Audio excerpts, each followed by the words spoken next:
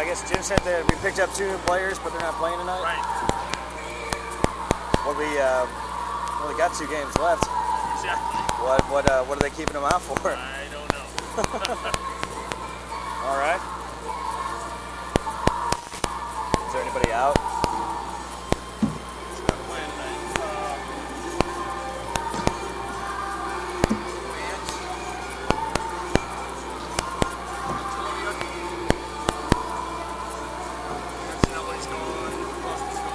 Yeah. Saints not playing. Play some commercials. Gotcha.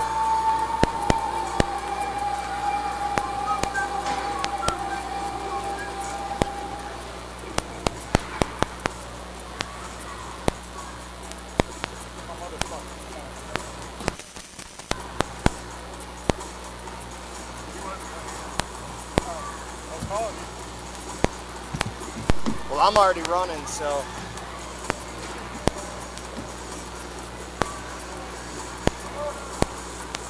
Are you on the internet here?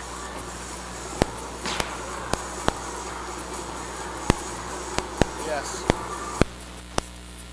This whole competition, throw 8 pucks on the shuffleboard table, 8 swings, 8 bags, and if you answer 10 trivia questions, all of those winners get Blues tickets. And you must wear clothes. It's a requirement at Jack Wagons. Well, not all the time. I've seen you shirtless in a wiffle ball cage. But go to Jack Wagons Teachers. It is a very cool place, or we wouldn't say that. 94 and Junkerman, Jack Wagons Teachers. It's not just billiards anymore.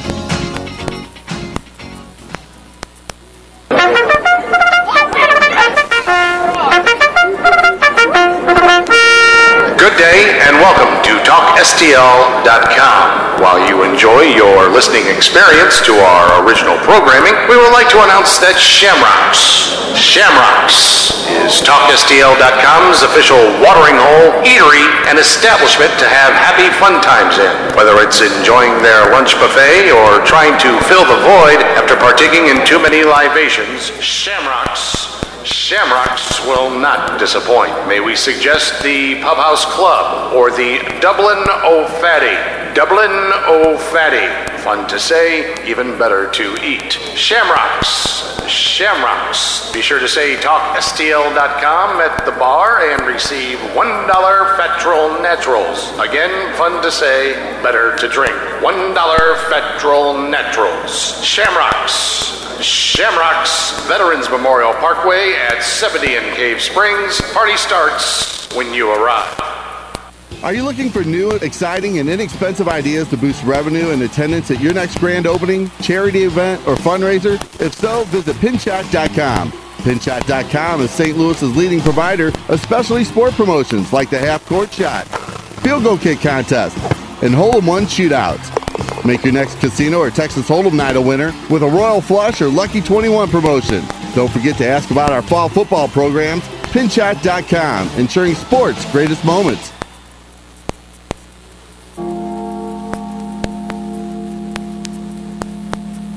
Here's a number you need to put in your phone right now, 314-291-8899. That's our friend, attorney at law, Jason Faust. And trust me, from a guy who's been married 14 times, I know good and bad attorneys. You need a guy you can trust. That is Jason Faust. That's F-A-U-S-S. Whether you're talking bankruptcy, criminal defense, DUI, DWIs, family laws, you name it, he's your guy. Find him on FaustLaw.com. If you or a loved one are in need of a lawyer, give our friend Jason Faust a call. He'll help you out. 314-291-8899. He's a good guy. He's on the show every Friday. We know Jason Faust, and he's a reasonable priced lawyer.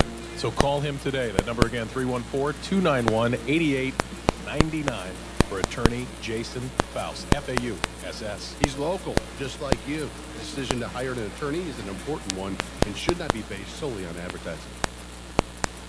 Let me tell you a story about Kyle and Kelly. They met, they dated, they married, and then they had themselves the little Shamrocks. Now when Shamrocks was born, Kyle and Kelly nurtured their little Shamrocks. And they told Shamrocks that you'd grow up to be anything Shamrocks wanted to be. Shamrocks could make people feel welcome by serving the customers good, wholesome food that would make their bellies full. Shamrocks certainly could provide plenty of drink to enhance the mood of the people gathered. Shamrocks could be a family-friendly place where any sort of celebration could be properly enjoyed. With Kyle and Kelly's love, Shamrocks has prospered and stands proudly on Veterans Memorial Parkway at 70 in Cave Springs. Feel free to stop by and see how Shamrocks is doing nowadays, and be sure to tell Kyle and Kelly what a good time you had and how Shamrocks made you smile, because every parent likes to hear about how their Shamrocks made them smile. Shamrocks.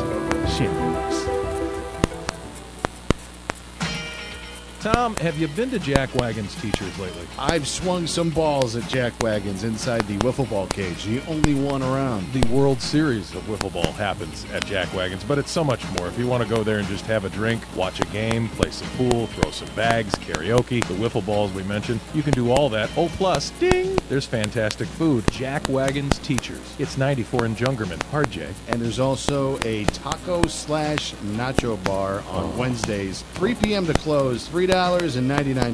Plus, they have on Wednesdays this whole competition. Throw 8 pucks on the shuffleboard table, 8 swings, 8 bags, and if you answer 10 trivia questions, all of those winners get blues tickets. And you must wear clothes. It's a requirement at Jack Wagons. Well, not all the time. I've seen you shirtless in the wiffle ball cage. But go to Jack Wagon's Teachers. It is a very cool place, or we wouldn't say that. 94 and Jungerman, Jack Wagons Teachers. It's not just billiards anymore. Are you looking for new, exciting, and inexpensive ideas to boost revenue and attendance at your next grand opening, charity event, or fundraiser? If so, visit Pinshot.com. Pinshot.com is St. Louis's leading provider of specialty sport promotions like the half-court shot, field goal kick contest, and hole-in-one shootouts. Make your next casino or Texas Hold'em night a winner with a Royal Flush or Lucky 21 promotion. Don't forget to ask about our fall football programs. Pinshot.com, ensuring sports' greatest moments. Tom, have you been to Jack Wagon's Teachers lately? I've swung some balls at Jack Wagons inside the wiffle ball cage, the only one around. The World Series of Wiffle Ball happens at Jack Wagon's, but it's so much more. If you want to go there and just have a drink, watch a game, play some pool, throw some bags, karaoke, the wiffle balls we mentioned, you can do all that. Oh, plus, ding, there's fantastic food. Jack Wagon's Teachers. It's 94 in Jungerman. Hard J. And there's also a taco/nacho bar on Wednesdays, 3 p.m. to close, $3.99. Plus, they have on Wednesdays this whole competition. Throw 8 pucks on the shuffleboard table, 8 swings, 8 bags, and if you answer 10 trivia questions, all of those winners get blues tickets. And you must wear clothes. It's a requirement at Jack Wagons. Well, not all the time. I've seen you shirtless in the wiffle ball cage. But go to Jack Wagon's Teachers. It is a very cool place, or we wouldn't say that. 94 and Jungerman, Jack Wagons Teachers. It's not just billiards anymore. Let me tell you a story about Kyle and Kelly. They met, they dated, they married, and then they had themselves a little Shamrocks. Now, when Shamrocks was born, Kyle and Kelly nurtured their little Shamrocks. And they told Shamrocks that you'd grow up to be anything Shamrocks wanted to be. Shamrocks could make people feel welcome by serving the customers good, wholesome food that would make their bellies full. Shamrocks certainly could provide plenty of drink to enhance the mood of the people gathered. Shamrocks could be a family-friendly place where any sort of celebration could be properly enjoyed. With Kyle and Kelly's love, Shamrocks has prospered and stands proudly on Veterans Memorial Parkway at 70 in Cave Springs. Feel free to stop by and see how Shamrocks is doing nowadays, and be sure to tell Kyle and Kelly what a good time you had and how Shamrocks made you smile, because every parent likes to hear about how their Shamrocks made them smile. Shamrocks.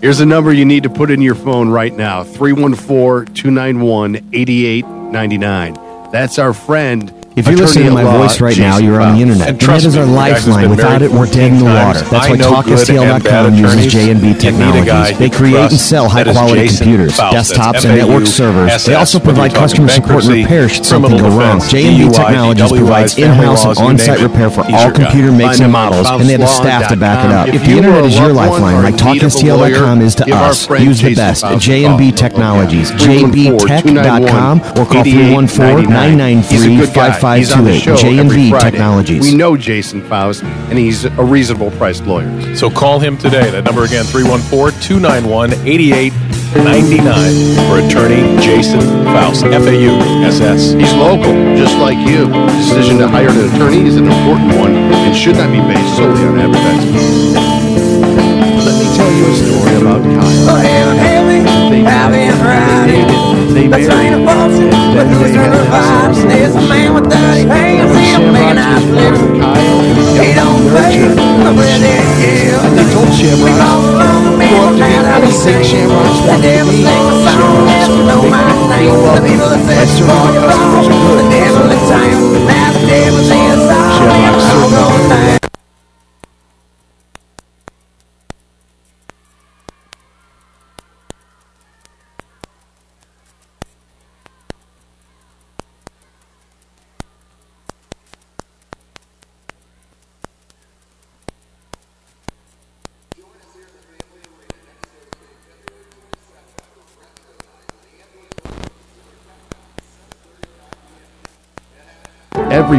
Every parent likes to hear about how their Shamrocks made them smile. Shamrocks.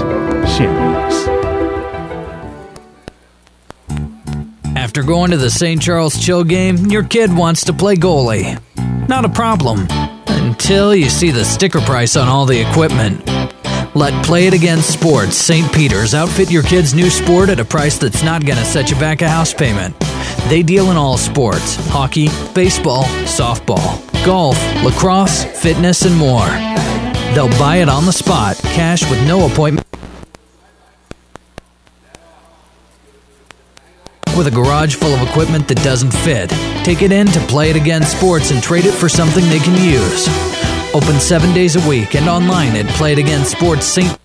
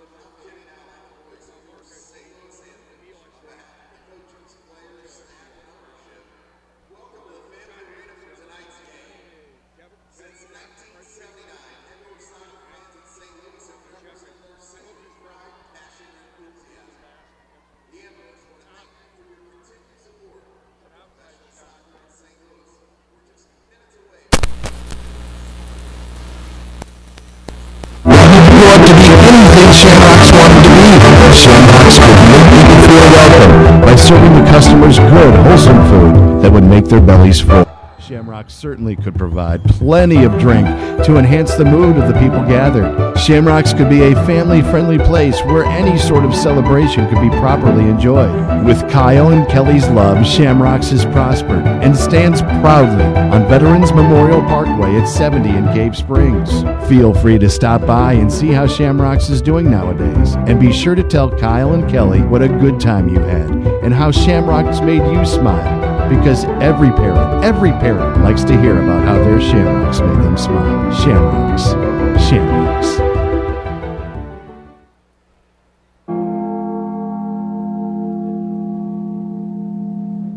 Here's a number you need to put in your phone right now. 314-291-8899. That's our friend, attorney at law, Jason Faust. And trust me, from a guy who's been married 14 times, I know good and bad attorneys.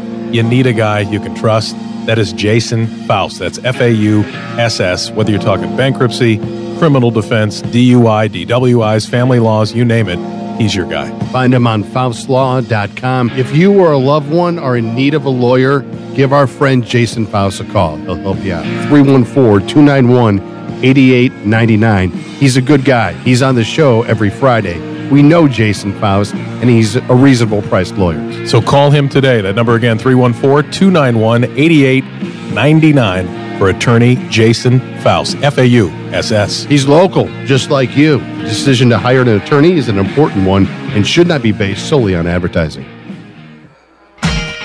Tom, have you been to Jack Wagon's Teachers lately? I've swung some balls at Jack Wagons inside the wiffle ball cage, the only one around. The World Series of Wiffle Ball happens at Jack Wagon's.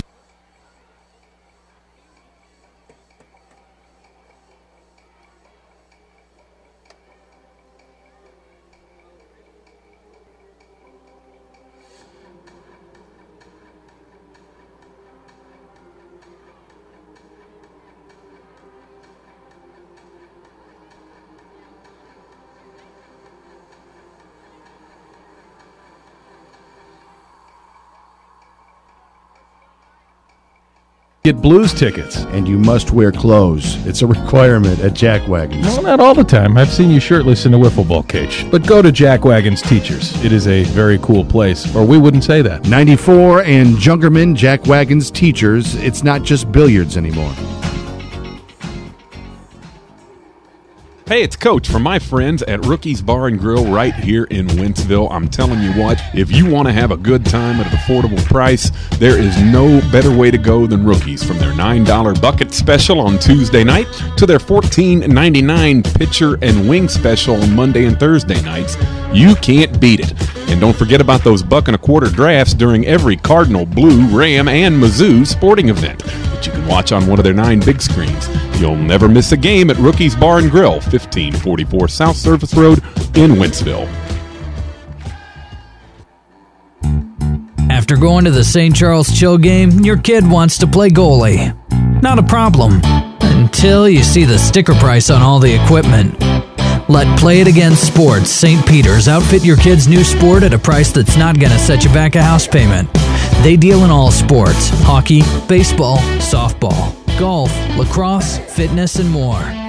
They'll buy it on the spot, cash with no appointment necessary. All sports, all year long. Don't get stuck with a garage full of equipment that doesn't fit.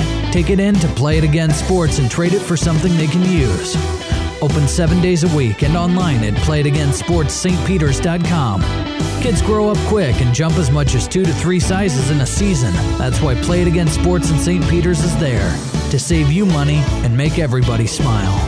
Reuse, recycle, replay at Play It Again Sports in St. Peters off Mid Rivers Mall Drive.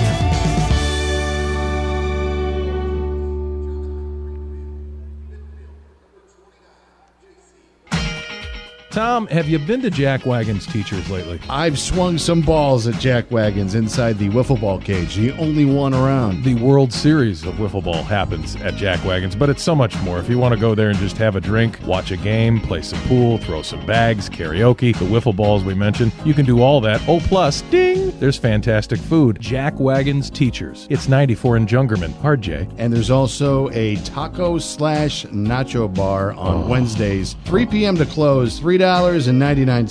Plus, they have on Wednesdays this whole competition. Throw 8 pucks on the shuffleboard table, 8 swings, 8 bags, and if you answer 10 trivia questions, all of those winners get Blues tickets. And you must wear clothes. It's a requirement at Jack Wagons. No, not all the time. I've seen you shirtless in a wiffle ball cage. But go to Jack Wagons Teachers. It is a very cool place, or we wouldn't say that. 94 and Jungerman, Jack Wagons Teachers. It's not just billiards anymore.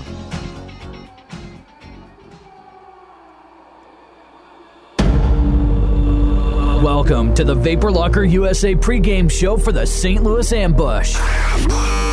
Here's Joe De Niro and Bill McDermott.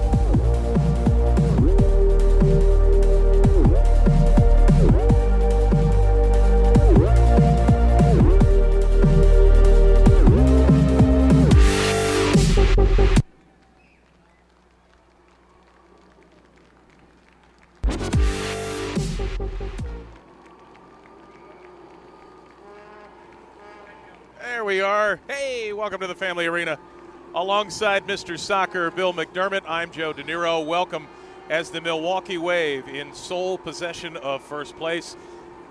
Mr. Soccer, we get to see them again. Yes, unfortunately for the Ambush this year, Joe. But they've made it pretty much abundantly clear. They are the best team in the league this year. They are very, very good. They've played 16 games. They're 14-2.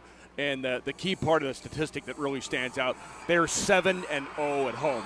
Unbelievable. So that when you go to their venue, you're going to have a terribly difficult time getting points there. And they make that abundantly clear, and that's what every good team, not just in this league, anywhere, they always make it difficult to play at their home venue. Yeah, and they're pretty darn good on the road, too. Yeah. You weren't around for the last game, but the Ambush had a 10-6 halftime lead, and you thought, well, it is going to be the tale of two halves because this is great right now, but you're going to have to play 4 solid quarters of soccer.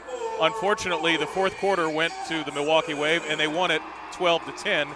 That was an overtime game. Right. You know, the last time we saw them, Joe, the game prior to that when I was indeed here, they have a real system. They played like the old San Diego Sockers and the Wichita Wings from the other indoor leagues where they get it out of the back. They're comfortable in the back. They have good goalkeeping. Comfortable in the back. They play out of the back. They find the midfielders. They try to play through the midfielders to the forwards' feet. If it's not on, they'll go long on occasion. But they like to keep it, play through the midfield, wait for the people coming out of the back to make some runs. If that's not on, Farr will come advance to the midfielder, go find the game. They've mastered, I think, pretty much all facets of the contemporary indoor game. Well, and if nothing else, the Ambush, at least, Bill, get a good look at how far they have to go to be one of the better teams in this league. And as we've seen, they've improved with Daryl Duran behind the bench every single week. And I think you can't argue, even though the record doesn't necessarily show the growth at 4-12. However, each week there are things to improve upon. Jeff Ritchie as the goalkeeper has been fantastic. You've got one guy that's out of the lineup tonight, team captain Dan Antonia. So that's going to hurt. But Chad Vandergriff has been fantastic. He's up in one of the league leaders in blocking shots. So they do have some things to build on. You've got a guy like O'Dane Sinclair. Yes. Mike Roach is another guy we talk about. So this team does have some skill. They just have to kind of fine-tune the game, and I think next year they'll just move upward. And as long as you're moving forward, that's all you can ask. And Daryl told me prior to the game, just half hour, 45 minutes ago, that we're planning right now to make a lot of different changes next year. Sure. Not at liberty to divulge them right now, but we're going to do some things differently. We're going to change the way we play tonight a little bit, to which he said, why not? Yeah. Let's go for it. Let's mix things up a little bit. We're going to still we're going to pressure them a little bit. We'll drop back, but we're still going to pressure a little bit. We do not, against this team in particular, want to give up stupid fouls, penalties, so that we're always chasing the ball. And then in particular, at home, You want to get ahead if it be at all. You don't want to chase the game against these guys. No, because they can bury you in a hurry. And it goes back to what you were saying earlier. This team, it's like a snake in the weeds. They just wait, and they wait for their opportunities, and before you know it, they jump on you. And they're a very, very good soccer team and a very fun one to watch. Fortunately, if you could give one check mark towards the ambush tonight, it's that Carlos Munoz, one of their top scorers and one of the league's leaders, is scratched tonight. He's consistently one of their best players. Very comfortable on the ball, always makes the right choice, makes good decisions going forward, and always figures in their offense. So we'll be back right after this. We'll take a quick break, and when we come back, we'll have the opening kick. It is the Milwaukee Wave against your St. Louis Ambush alongside Mr. Soccer, Bill McDermott. I'm Joe DeNiro. You're listening to St. Louis Ambush Soccer on TalkSTL.com and YouTube.com. Hey, it's Boom Boom. I smoke 2 packs of cigarettes a day for over 20 years. After walking into Vapor Locker USA, I haven't had one in over a year. You know why? Because the e-cig at Vapor Locker USA works. Once you make the decision to switch to Vapor e-cigs, this is the place to go. They actually take the time to show you what vaping is all about, from how the kit works to getting the right e-juice. Vapor Locker USA was the first brick-and-mortar vapor shop in St. Louis and has been open for over 2 years. No one has more experience in e-cigarettes than Vapor Locker USA. No one. Period. End. Kits come complete with a bottle of e-juice. With over 120 flavors to choose from, you can't go wrong, and they start at just $39.98. Now with 2 locations, 13 East Pierce Boulevard in Wentzville and 1032 Country Club Road in St. Charles, and online at VaporLockerUSA.com. Vapor Locker USA, your hometown e-cig supply store. Make sure you get the right e-cig the first time at Vapor Locker USA. I did. After going to the St. Charles Chill game, your kid wants to play goalie. Not a problem, until you see the sticker price on all the equipment. Let Play It Again Sports St. Peter's outfit your kid's new sport at a price that's not going to set you back a house payment. They deal in all sports: hockey, baseball, softball, golf, lacrosse, fitness, and more. They'll buy it on the spot, cash with no appointment necessary. All sports, all year long. Don't get stuck with a garage full of equipment that doesn't fit. Take it in to Play It Again Sports and trade it for something they can use. Open 7 days a week and online at playitagainsportsstpeters.com. Kids grow up quick and jump as much as 2 to 3 sizes in a season. That's why Play It Again Sports in St. Peter's is there to save you money and make everybody smile. Reuse, recycle, replay at Play It Again Sports in St. Peter's off Mid-Rivers Mall Drive.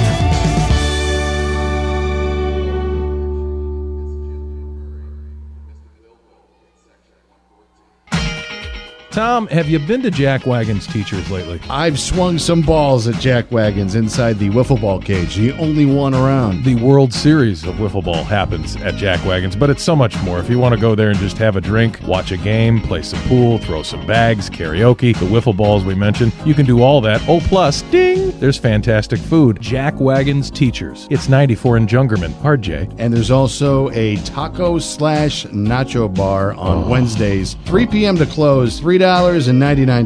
Plus, they have on Wednesdays this whole competition. Throw 8 pucks on the shuffleboard table, 8 swings, 8 bags, and if you answer 10 trivia questions, all of those winners get Blues tickets. And you must wear clothes. It's a requirement at Jack Wagon's. Well, not all the time. I've seen you shirtless in a wiffle ball cage. But go to Jack Wagon's Teachers. It is a very cool place, or we wouldn't say that. 94 and Jungerman, Jack Wagon's Teachers. It's not just billiards anymore.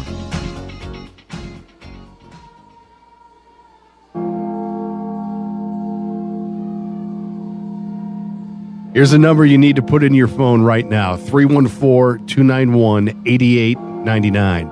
That's our friend, attorney at law, Jason Faust. And trust me, from a guy who's been married 14 times, I know good and bad attorneys. You need a guy you can trust. That is Jason Faust. That's F-A-U-S-S. Whether you're talking bankruptcy, criminal defense, DUI, DWIs, family laws, you name it. He's your guy. Find him on faustlaw.com. If you or a loved one are in need of a lawyer, give our friend Jason Faust a call. He'll help you out. 314-291-8899. He's a good guy. He's on the show every Friday. We know Jason Faust, and he's a reasonable priced lawyer. So call him today. That number again, 314-291-8899 for attorney Jason Faust, F-A-U-S-S. He's local, just like you. The decision to hire an attorney is an important one and should not be based solely on advertising. Time for the St. Louis Ambush on TalkSTL.com. Here's Joe De Niro and Bill McDermott. Welcome back to the Family Arena. It's the Vapor Locker USA pregame show as we get set for the opening kickoff alongside Mr. Soccer Bill McDermott. I'm Joe De Niro, and again, a very tall task tonight, but you've seen a lot of this Milwaukee Wave team if you're the Ambush, and you know what you need to do. It's just doing it and knowing what you need to do are two different things. They are very, very skilled, and a couple of the scratches, Bill, Mike Mesley is out, and we mentioned Dan Antoniuk as well. Those are two guys that have played quite a bit and most of the season and have been on the score sheet quite a bit as well. So they'll miss them, but other guys are going to have to step up tonight. And Daryl and the whole team know full well, in this your first year, yes, a ton of things didn't go your way. The record indicates that. But this is the time of the season, just 3 games left. Well, in actuality, 1 again tomorrow. Immediately in Kansas City against the Missouri Comets. Then next Thursday when it's retro night. Exactly. Traveling in particular, Joe. Yeah. Traveling, then playing an away game. Come back, you play next Thursday. Then you finish your game, finish your season, on March 1st against the Milwaukee Wave. Unbelievable. And I tell you something, there, as I look, you see all the usual suspects. They really don't have a lot of weak spots on this team. Right down to their goalkeeper, who's been fantastic, Marcel Feenstra, one of the better goalkeepers that you'll see in the league. Any one of these guys at any given time, if you leave them unmarked, they will come back and bite you. Yeah, they're excellent one-on-one, as you just pointed out, and I think at the end of all other discussions about what it takes to make a competent, really good indoor soccer player is that you have to be comfortable with the ball at your feet, even if you're a defender, and you have to be comfortable in a tight space in a one-on-one situation. And they have those players, the Milwaukee Wave does, all over their lineup. Although, at times, the Ambush have given them fits. Very much so. Here and there. This is not an easy victory for Milwaukee. And as we said, they're the number 1 team in the league, but they only lead over the Baltimore Blast by 1 game. By 1 game. So this is an important contest for them. Yeah, Baltimore comes into this tonight's competition. They're not playing, but they're 13-3. Milwaukee 14-2. So Baltimore immediately behind the Wave. We are underway. Pablo gets it in midfield, and a guy you'll hear a lot about, Bennett, goes for it. Good job there by the Ambush. Jeff DiMaria, always near the ball. Now to Mattingly. Mattingly hemmed in his own zone, looking for some help. He finally finds Kimball, who gets it to DiMaria, and back he goes to Mattingly. Mattingly kicks it up. It's intercepted at midfield. Mike Mesley there. Here's Dow. Inside the 3-point range. Takes a shot and a big save there by Feenstra. Nice job by the Ambush to set the pace early so far. Number 5, Corey Dow. He leads the league with 5 3-pointers, and he will not hesitate to shoot from anywhere. Very powerful left foot. Daryl Duran's been very high on his play this year. Aguiar getting a shot. Haven't seen much of Nick Aguiar, No. but he's in there tonight, number 24. And I have to, I got my mics mixed up. It's not Mike Mesley is in. It's Vance that is out tonight, number 3, not number 13.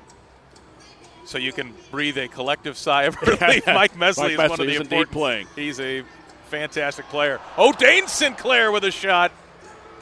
And kicks this one up and over. It's going to be a restart for Milwaukee. But so far, the ball has been tilted a little bit here towards the Milwaukee Wave end. Good work there by O'Dane Sinclair. He's very good at that, Joe. By that I mean he stays long, waits for that long ball over the top of the defense. If it's either directly to him or he waits for the rebound off the near post wall.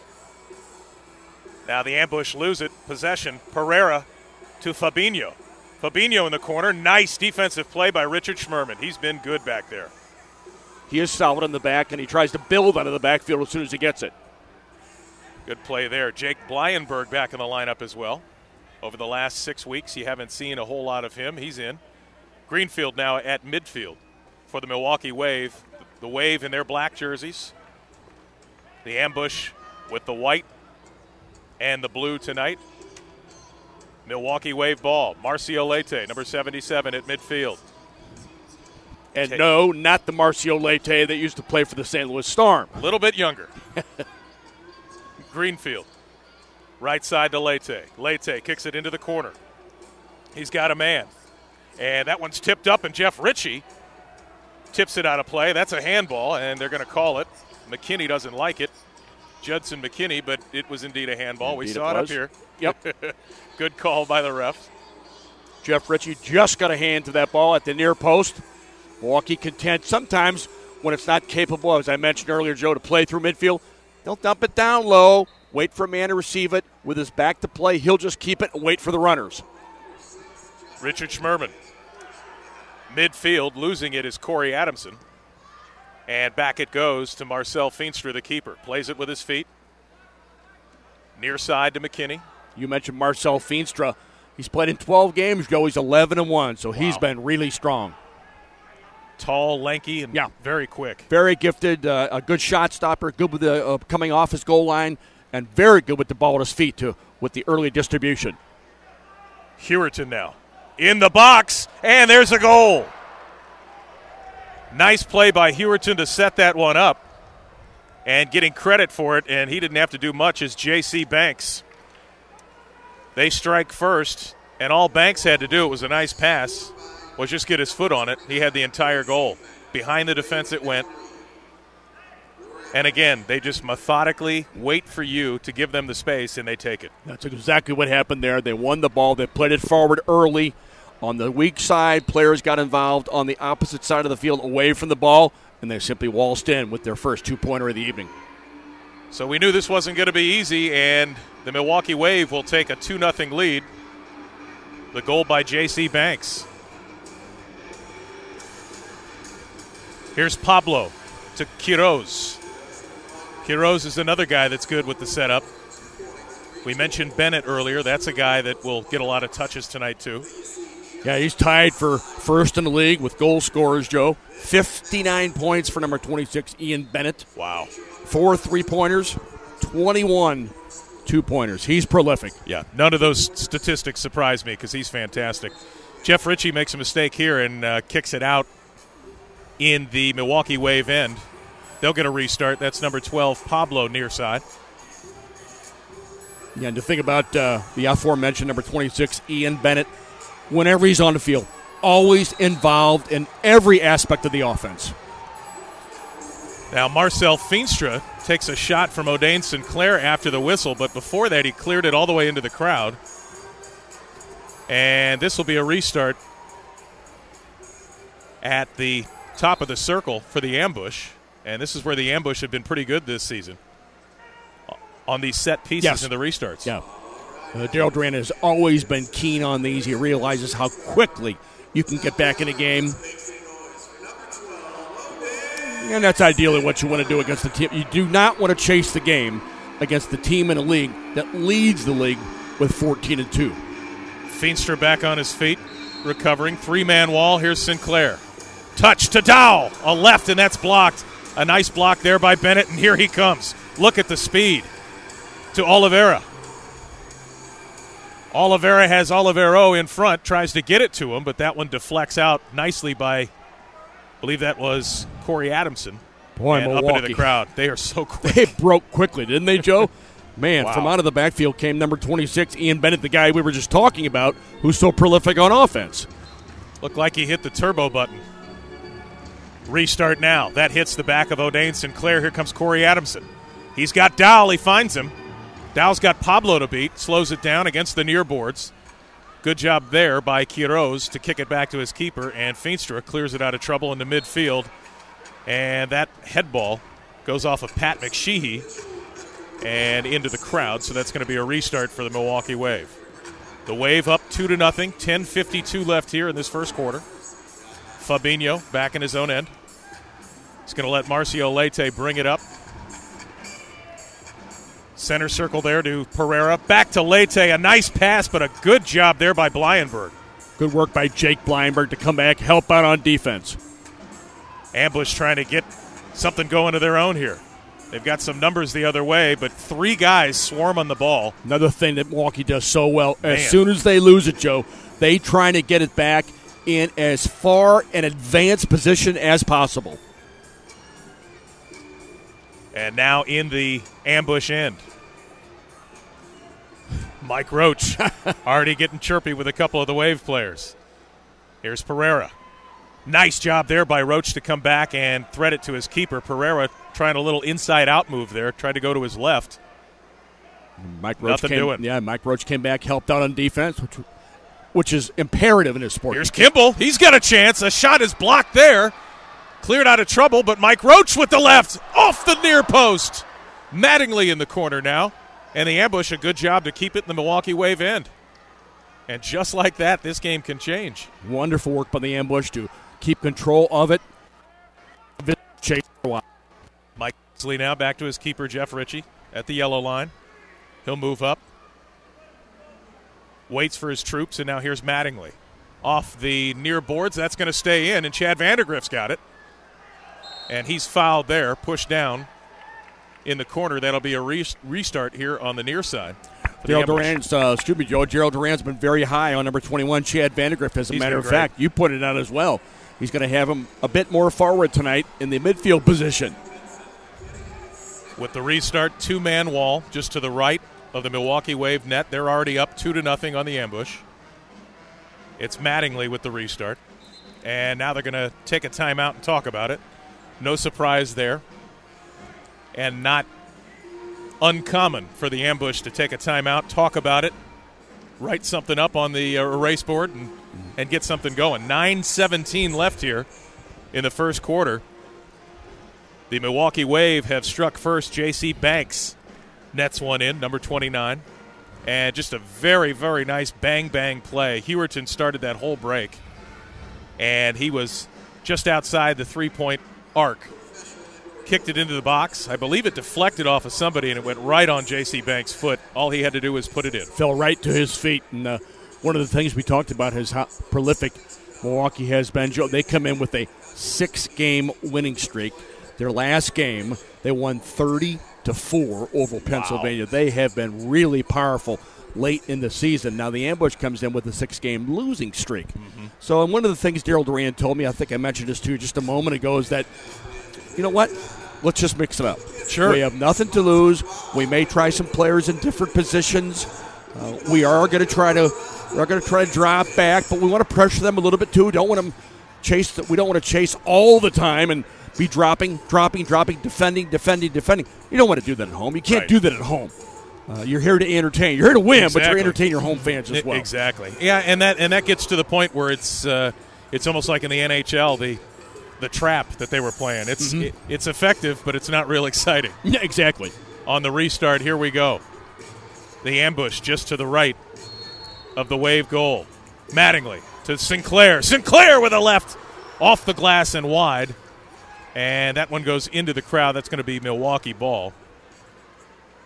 Looks like he got a good look at it that time, Bill McDermott, but just put it high and a little bit wide. The idea was to find the open man. It was O'Dane Sinclair. He had it on his very comfortable left foot. Back come the Wave into the ambush zone.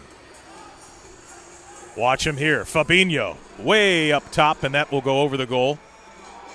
Very fortunate there, the ambush are, to get that ball back.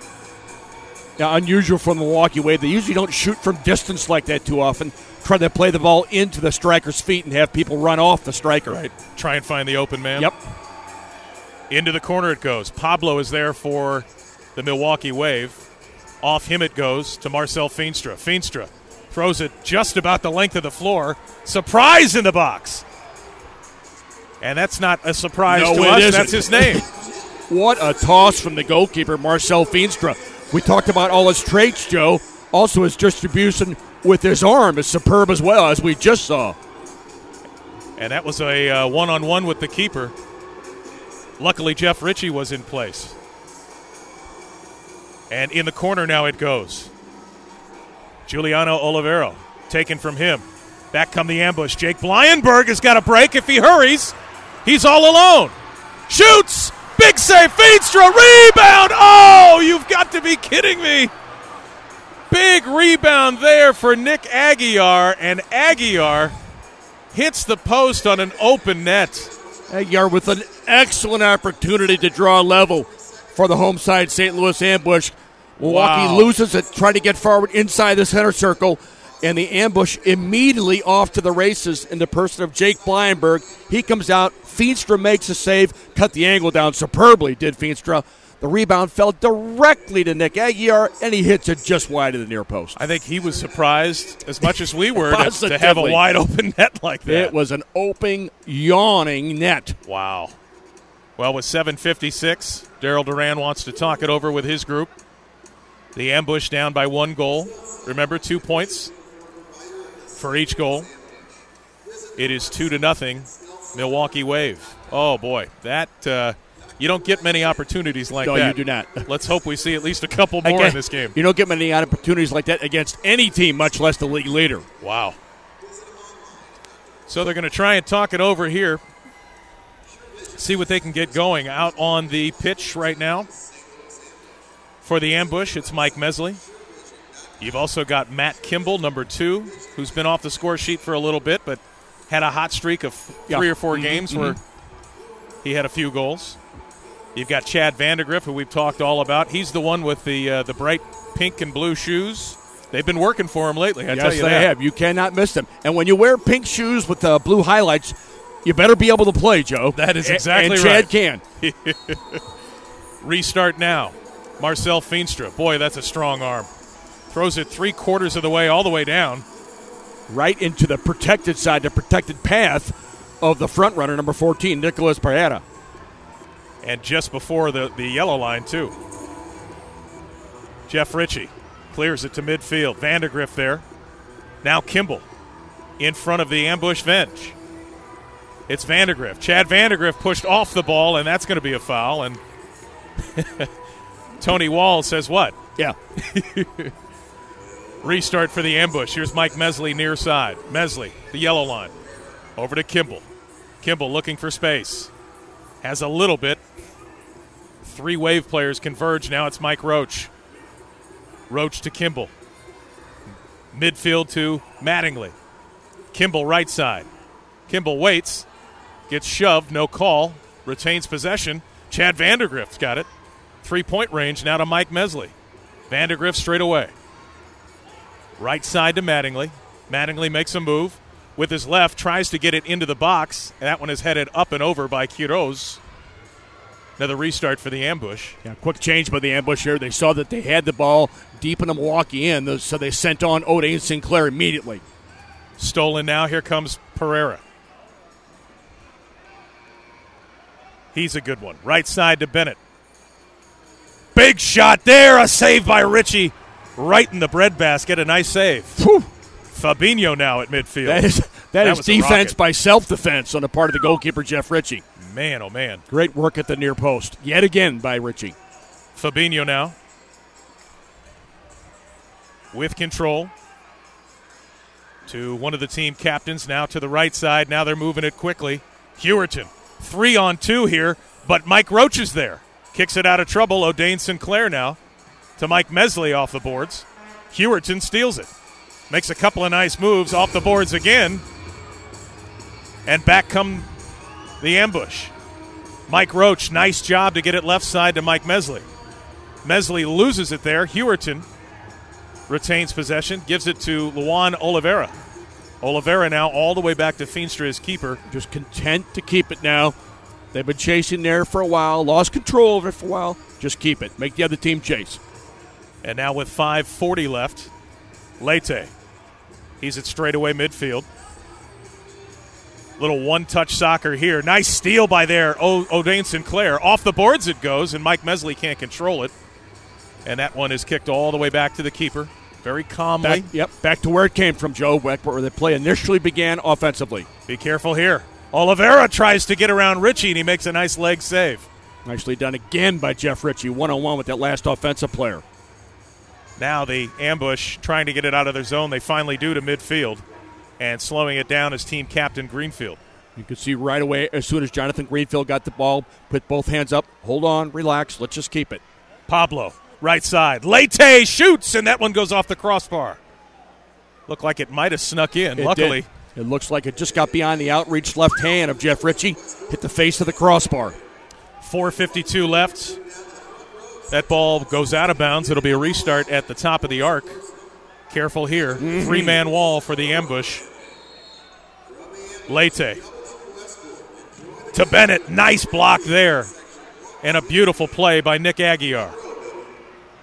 It forces the Wave to go all the way back to their keeper, Feenstra. Feenstra to Bennett. In front of the ambush bench to Pablo. Always a target man showing, Joe, either at the top of the penalty area arc or in the center circle to make it easy for the teammates to play and get the ball through midfield or through a striker's feet. And right now it's Nicholas Pereira who's very dangerous. In front, and it slides in. Wow. Not the most pretty goal you ever see, but it's effective. It's into the net. Marcio Leite looked like he was sliding into second base, and he tips that ball into the right side behind goalkeeper Jeff Ritchie. And Milwaukee opens up a 2-goal lead. It's now 4-0. And again, Bill McDermott, we talk about it. This team, they just wait for their opportunities, and quickly they strike, and there's another example of it. That is a perfect example of it, Joe. You saw how many times they knocked it back to the goalkeeper, Marcel Feenstra. Wait till it's on. Wait till it's on to go forward. They did right there. They worked the 1-2 inside the penalty area. Just gets beyond the outreached arm of Jeff Ritchie, and Leite literally just falls on the ball into the goal. Vandegrift trying to get something started. A goal! Nice job there by Chad Vandegrift on the volley. Kicking it in front to Matt Kimball, and Kimball full volleys it into the corner of the net. Nicely done there, and that's exactly what you have to do with a team like Milwaukee. The immediate answer to the go-ahead goal from the Wave, and number 2, Matt Kimball, with all the work done by number 21, Chad Vandegrift. We just talked about that, Joe. Daryl Durant said, I'm going to put Chad Vandegrift in a more advanced position so he can get involved in the offense on a more regular basis. And Daryl Duran, a very intelligent player and equally his coach now. Here's Bennett. Stolen. And back come the ambush. Bennett steals it back. And the Wave have possession. It's Quiroz, number 23 for the Wave. Into the corner. Over to Bennett. Overshoots him, and a nice play there by Corey Dow to intercept.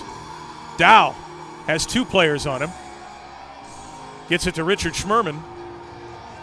And now it goes into the Wave end. Back for it is Victor Quiroz, who's a very good quarterback, if you will. Yeah, it'll usually go to him first when they're coming out of the backfield. Oliveira gets it stolen, but this one goes back to Feenstra. He'll play this with his foot. Right side there. Now it comes back near side to Quiroz. He's got a little steam. Oliveira. 3 minutes left in the quarter. Right side, big save there on a pretty hard shot by Greenfield. And this one finally makes its way into the Wave zone. Feenstra there. Feeds it to McKinney. Over to Fabinho. And this is one of the things that Daryl Duran was talking about. He said, we're going to drop, but we're still going to pressure a little bit. And they've been dropping quite a bit here lately in this first quarter. Big drive there, and that one is up and over. Judson McKinney not getting good leather on that one. 2:33 left. The ambush down by a goal, 4-2. Jeff Ritchie directing the troops. He goes right side. That's McSheehy. Brings it back. Here comes Chad Vandegrift into the Wave zone. Nice move, and he faked himself out. Looks like he slipped on the carpet there. And the referee's going to call a foul. Boy, that's a lucky call there, I think, for the ambush. But Chad is really getting involved much more so in the offense this evening, simply because he's in a more advanced position. He's not playing in the back, not one of the 2 defenders. So he's free to roam, make some space for himself and teammates. Roach on the restart. Into the corner. Vandegrift can't get leather on it. And the Wave finally clear it. Mike Mesley runs onto it. Kicks it to Jeff Ritchie. Ritchie dangerously in the box. Oh, he gets away with one there. And here's Matt Kimball. Kimball with a nice move. He's around Fabinho. Roach trying to flick it ahead before he goes off. Chad Vandergrift now has to chase the Wave player. And now into the zone. Watch Pereira. He shoots this one across the goal mouth and wide. And Oliveira now. He's got McKinney to his left. 3-point try. Jeff Ritchie there with a save and a rebound to McKinney. Couldn't get anything on it, and Ritchie picks it up. So again, this Milwaukee Wave team dangerous. Here's a break. Corey Adamson. He's got Blyenberg and Chad Vandergrift. Vandergrift. He's got 3 Milwaukee Wave players on him. Try and threads it. And that's going to be a foul on Corey Adamson. It was a boarding foul. He doesn't like it, but you got to call that. Yeah, that was clearly a foul on Adamson. But, again, good work by Chad Vandergrift to make himself available, put the ball into the space, trying to find Adamson. Adamson played, then tried to join. 1:16 left in the first quarter. It'll be a restart for the Milwaukee Wave in front of the ambush bunch. They're up 4-2. Keep in mind that's only one possession. Here's Pablo to Bennett. Pablo back at midfield. Threads this one to Leite, who's got a goal. Over to Bennett near side. Bennett and Leite play catch. Now Leite's going to run onto it. Into the corner. Pereira off the boards, but a nice play there by Richard Schmerman, who's been pretty solid defensively. And back it comes into the Wave zone. Here's Pablo to restart it. Pablo now at midfield. Shakes a little, goes right side. Now Pereira has it go off his foot. That should be ambush ball, and it is. Mm-hmm. It goes up and over into the crowd. 40 seconds left in an exciting first quarter so far. Good defending there on Nicholas Pereira because the ambush realizes full well the ball is going to come into his feet. He's going to make himself available. It's coming to him. Into the corner it goes, into the Wave end. Not able to get possession of it, and back come the Wave. That's number 15, Tony Walls, to Bennett. Bennett trying to find Pereira in the corner, but back to Jeff Ritchie it goes. He's going to play it with his feet. He's got 2 Wave players there. He gives it away. Into Pereira. And how did that ball go in? Pereira laying flat on his back, and the ball deflected. Going to have to see that one again. Not sure if it went off of him or off an ambush defender. Somehow, some way, number 14, Nicholas Pereira, the 9th leading scorer in the league so far this year, has 2 3-goals, 3-pointers. Now his 13th 2-pointer for number 14, Nicholas Pereira, literally getting that laying on his backside. And you hate to see that, especially with 9 seconds left in the quarter. You don't want to give these guys extra touches and extra shots at the net. That one deflects in. We've got 3 seconds left into the Wave zone. And that'll do it for the first quarter. So, opening up a 2-0 lead of the Milwaukee Wave. They score another to make it 4-0. The ambush within 15 seconds of that goal. Make it a 1-possession game. But 9 seconds left. An unfortunate deflection goal goes in. We're sure that it deflected off someone. We're just not sure who. And 6-2 is your score. We'll take a timeout. We'll be back with quarter number 2 alongside Mr. Soccer Bill McDermott. I'm Joe DeNiro, and you're listening and watching live on TalkSTL.com and YouTube.com. This is St. Louis Ambush Soccer. Let me tell you a story about Kyle and Kelly. They met, they dated, they married, and then they had themselves a little Shamrocks. Now, when Shamrocks was born, Kyle and Kelly nurtured their little Shamrocks. And they told Shamrocks that he could grow up to be anything Shamrocks wanted to be. Shamrocks could make people feel welcome by serving the customers good, wholesome food that would make their bellies full. Shamrocks certainly could provide plenty of drink to enhance the mood of the people gathered. Shamrocks could be a family-friendly place where any sort of celebration could be properly enjoyed. With Kyle and Kelly's love, Shamrocks has prospered and stands proudly on Veterans Memorial Parkway at 70 in Cave Springs. Feel free to stop by and see how Shamrocks is doing nowadays. And be sure to tell Kyle and Kelly what a good time you had and how Shamrocks made you smile. Because every parent likes to hear about how their Shamrocks made them smile. Shamrocks. Shamrocks.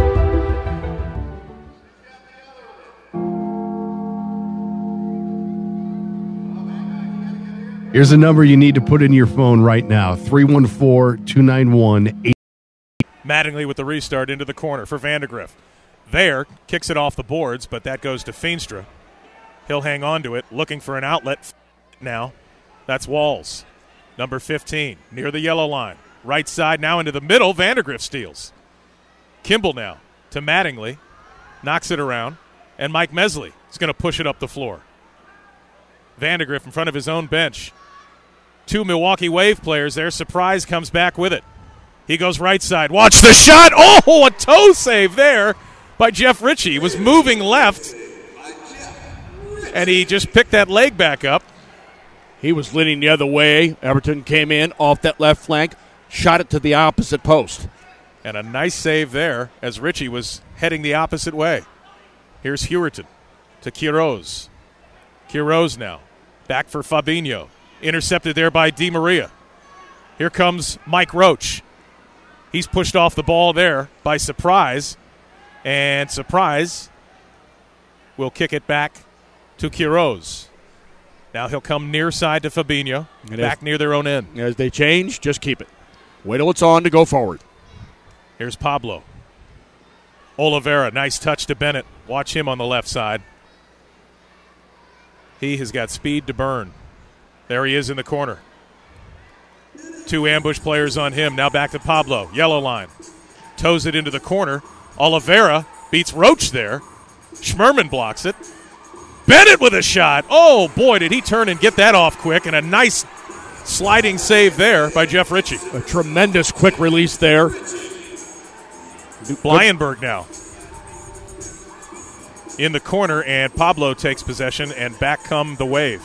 Boy, just some one-touch soccer, and they couple of touches, and they're up the floor. Richard Schmerman in his own zone. Nowhere to go. Off the boards it goes, and a nice play there. Aguiar gets a tip, and now it's a 2-on-1. Blyenberg's got Adamson. Blyenberg goes right, tries to get it to Adamson. Nice play, Fabinho. Just got the toe out there, and a nice deflection. That killed the drive. Good defending from Fabinho. Last man back, 2-on-1. Back comes Oliveira. Near side.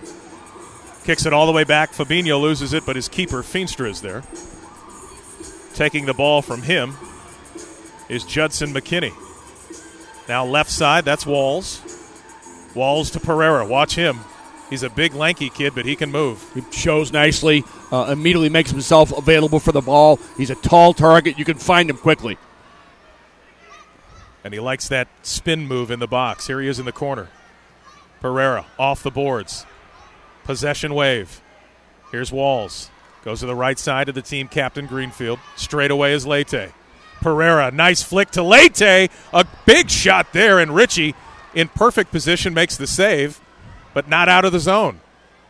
To Leite, Pereira with another rocket, and a nice save there by Jeff Ritchie. What a save by Jeff Ritchie from point-blank range by Pereira. And now we've got a foul against Mike Mesley.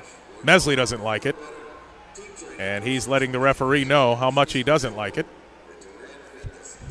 8-4. This is a dangerous restart. Very much so. Just outside the box, inside the arc. Leite is going to take a timeout, and they're going to want to talk about this one. And with 9:24 left in the second quarter, the Ambush still down 8-4. That's 2 possessions. But this is a big, big restart for the Milwaukee Wave. 9:24 left in the first half, and as you can see as the game develops, Joe, Milwaukee really content to play either way they have to. Be calm, keep it, or boom, boom. 1-2 passes, get out of the backfield, and quick on the break. Normally looking for number 26, the leading goal scorer in the league, Ian Bennett. He's very fantastic. quick up top. He really is, and he's got a very heavy shot, too. He gets in close. Yeah. And you better be on your moorings because he can bring it. They have him on the left and or right flank, and then Nicholas Pereira, that target man. He's very gifted at that, playing with his back to goal. He knows that coming into every game. He's going to take a little bit of a beating because he's playing with his back to goal. Immediately makes himself available, and you can play off him. You can play off him in indoor soccer, a player like that, all night long. And another player that hasn't really played a whole lot against the ambush, at least at home this year, is Philip Surprise. He's a nice surprise for the Wave. He's very active. Very quick. In particular in offense. He gets involved in everything as they get the ball forward. This one dangerous. Oliveira with the restart. About 15 feet out to the left. In the corner, a nice play, Corey Adamson. Adamson snuffed it out as he tried to sneak it to Pablo. And here's Di Maria. Di Maria can't catch up to the ball. Finally, as it was bouncing, goes right side. Mesley! Oh, it's blocked there by Hewerton. Hewerton saves his goaltender. Adamson in front now. Can't get control of it. And he goes down, and here comes Bennett with that speed. Slows it down and comes right side for Hewerton. Boy, what a save off the line he made for his keeper. Nicely done by the Milwaukee Wave. Calm in every aspect of the game. Defensively, now they keep it. And back they come.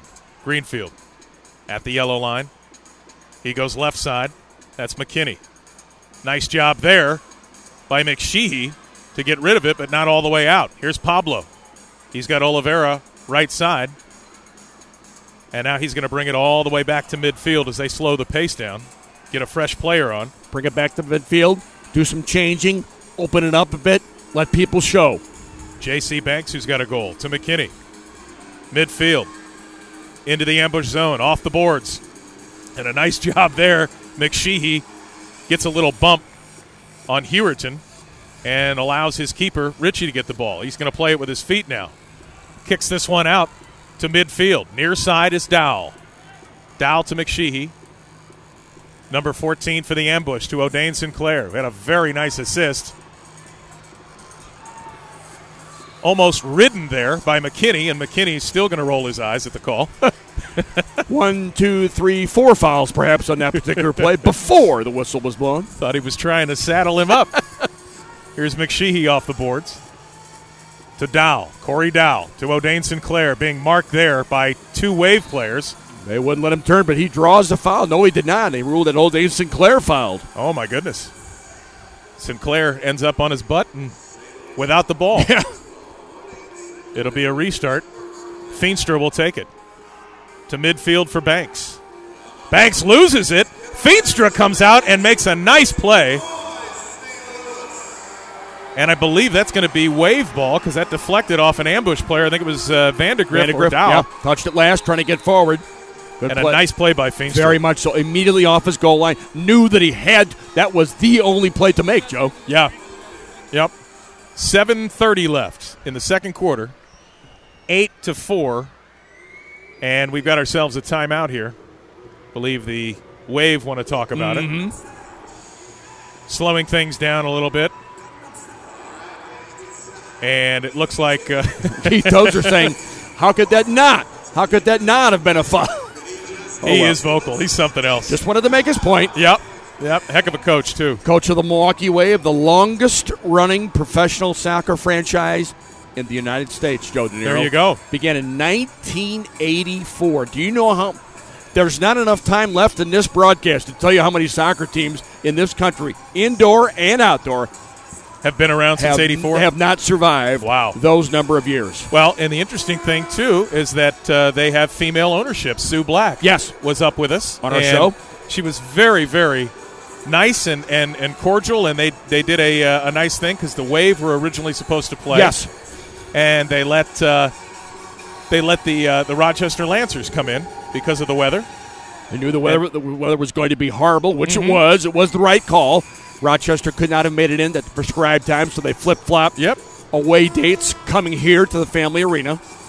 She was dynamic. Yeah, she very really was. Forceful, wants to spread the message of indoor soccer and how well it's doing, and how well, in particular, her hometown Milwaukee Wave is doing. And she can talk trash with the best of them. She is something else. She's a very nice lady. She will not be deterred. Marcio Leite now into the ambush end. Careful here. Nice play there by Mike Roach defensively. Mattingly here. Back to his keeper, Ritchie. Ritchie with a left foot to get it out of trouble. Good vision there. Yeah, good ball to the backfield from Ritchie. Here they come. Di Maria with the left foot. It goes wide. High and wide there. Schmerman with the ball. Richard Schmerman's got it. Good pressure here by the ambush.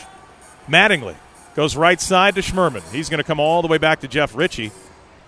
And that was a quick turn of events and a nice scoring chance. Right play there by the ambush by Richard Sherman. It was not on to go forward. Simply knock it back to your goalkeeper. Play the way the Milwaukee Wave's been playing. Make them chase the ball a bit. Absolutely. Can't hurt. Mike Roach back to his keeper, Jeff Ritchie. Looking for an opening here, just in front of the yellow line, straight away. He's going to pull it down near side to Mesley, now back to Ritchie. Ritchie with his right into the left corner off the glass there. And Mike Roach gets it. Nice job there to wait on that ball and to steal it from the Wave defender. Yeah, here's Aguiar. Yeah, very comfortable with his back to play is number 16, Mike Roach. Aguiar now. Tripped up, no call. McSheehy in the corner. Kimball goes for a shot and a nice clear there. And here comes Mike Mesley. Hey, it's Boom Boom. I smoke 2 packs of cigarettes and a day they're going to say for over that 20 it is years. the Milwaukee Wave ball. I'm not exactly sure what happened there, but Fabinho gets the restart. Here's Feenstra to Pereira. To surprise, back to Pereira. Nice play to Bennett. One man to beat. Turns, shoots, wide. Surprise with a rebound. That's blocked by Adamson. Bennett now with 5:45 left in the half. Ooh, that's a dangerous play. Nice block there by Ritchie, who was out of his crease. Fabinho now slows it down, kicks it left side to Pereira. He takes a shot on goal. Ritchie saw it the whole way. And he'll throw this one halfway down the field. Stolen by Fabinho. To Bennett. Nice play, Mesley, to step in. But a nice move, Pereira. Shoves it into the corner. Makes a move. O'Dane Sinclair's there. Heels it back. Quiroz there. Bennett luckily couldn't get a foot on it. And it finally comes around to surprise. He makes a left. A nice play there by McSheehy. Good block. Some tackling going on there in the box. Here's Pereira. Some literal tackling. Off the boards in front. Nice play. And that one will stay in play. A nice block there by Mike Mesley, who looks like he needs some oxygen in a couple of minutes. He makes his way to the bench. And now giving chase, Jeff DiMaria and O'Dane Sinclair. Feenstra in his own box. Now to midfield. That one is headed from McSheehy off of Bennett. And now here's Richard Schmerman. Schmerman to O'Dane Sinclair, trying to get back to Schmerman. Stolen for the moment, but now taken back by DiMaria. Nice curl move to get it back to Mattingly. 4:13 left in the half. It's 8-4, Milwaukee Wave. Good job here by the ambush. Very much so, Joe. Good spell of play by the ambush to get back, first of all, defensively. Keep the ball. When it's on to go forward, do that. Find a person like O'Dane Sinclair. Sinclair with the left, now to his right. Trying to shuffle back in the middle. It's stolen. He falls again, and they're going to call Sinclair there. It looked like he flopped and got his foot in the way of the Wave player. Lunging tackle right at the very end there. Oliveira looked like he wanted to go cross-country with it, but he holds it. And now Schmerman steals it. Nice job by Corey Dow. Dow at midfield with 3:35 left in the half. Down by 2 possessions. Here's Mattingly into the corner. Pablo's first one there. Clears it out of trouble, and back come the Wave.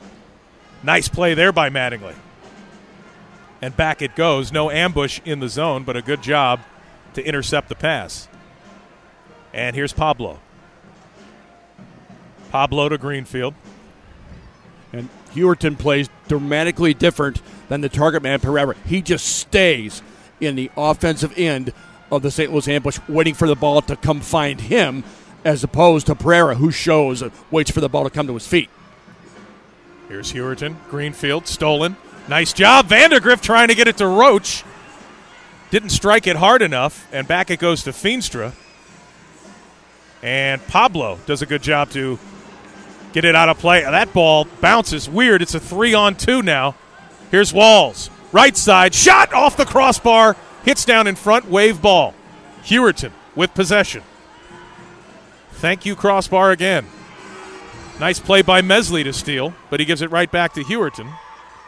And they're going to slow the pace considerably. Here's Pablo near side. And he's got Walls near boards. with 2:15 left in the half. 2-possession lead.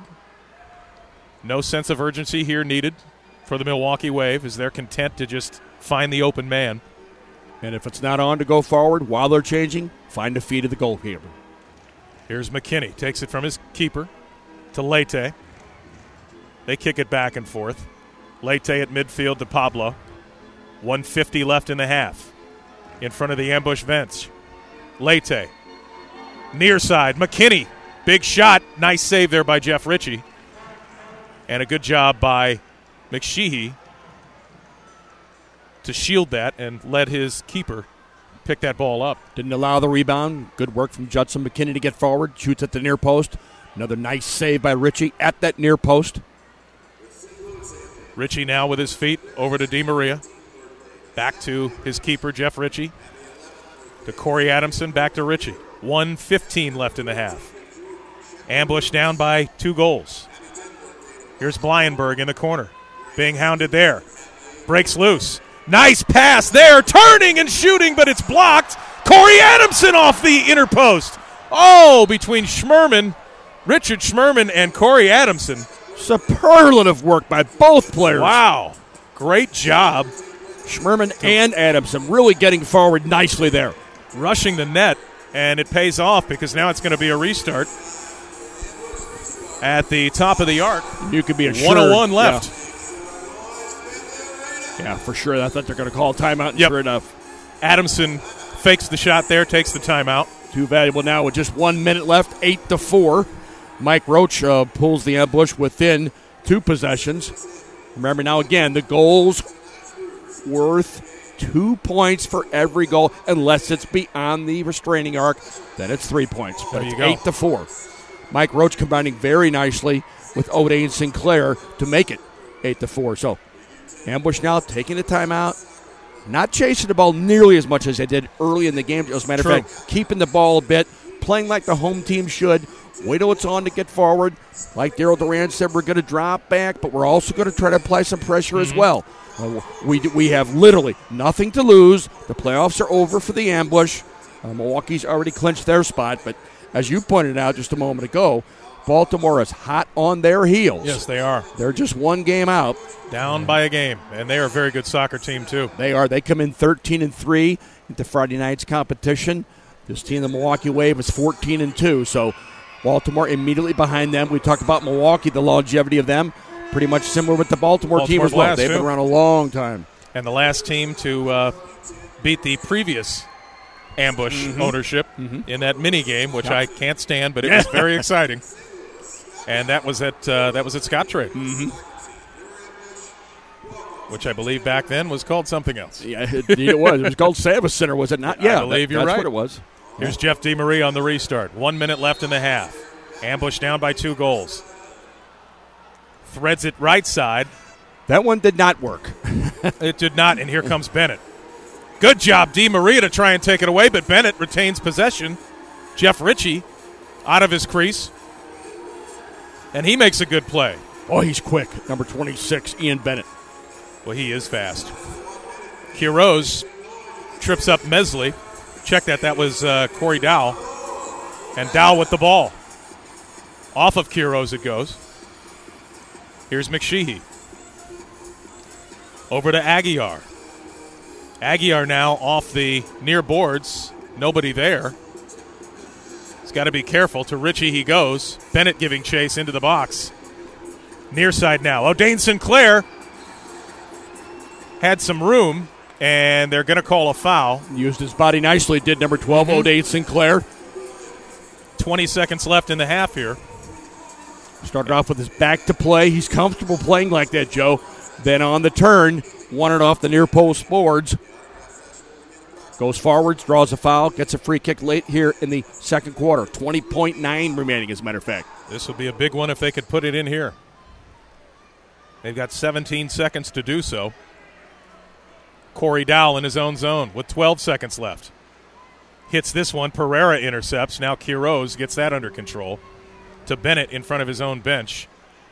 And they're going to slow this one down, try and run the clock out. And that's exactly what they do. So we're at halftime. On goals from Jonathan Greenfield, J.C. Banks, Nicholas Pereira, and Marcio Leite. The Milwaukee Wave lead your St. Louis Ambush 8-4 on goals by Matt Kimball and Mike Roach. We'll take a break, step aside, be back to talk things over and get you set for the second half. It's the Milwaukee Wave 8, your St. Louis Ambush 4. We are live on TalkSTL.com with video and audio. The same on YouTube.com. This is St. Louis Ambush Soccer. Let me tell you a story about Kyle and Kelly. They met, they dated, they married, and then they had themselves a little Shamrocks. Now, when Shamrocks was born, Kyle and Kelly nurtured their little Shamrocks. And they told Shamrocks that he could grow up to be anything Shamrocks wanted to be. Shamrocks could make people feel welcome by serving the customers good, wholesome food that would make their bellies full. Shamrocks certainly could provide plenty of drink to enhance the mood of the people gathered. Shamrocks could be a family-friendly place where any sort of celebration could be properly enjoyed.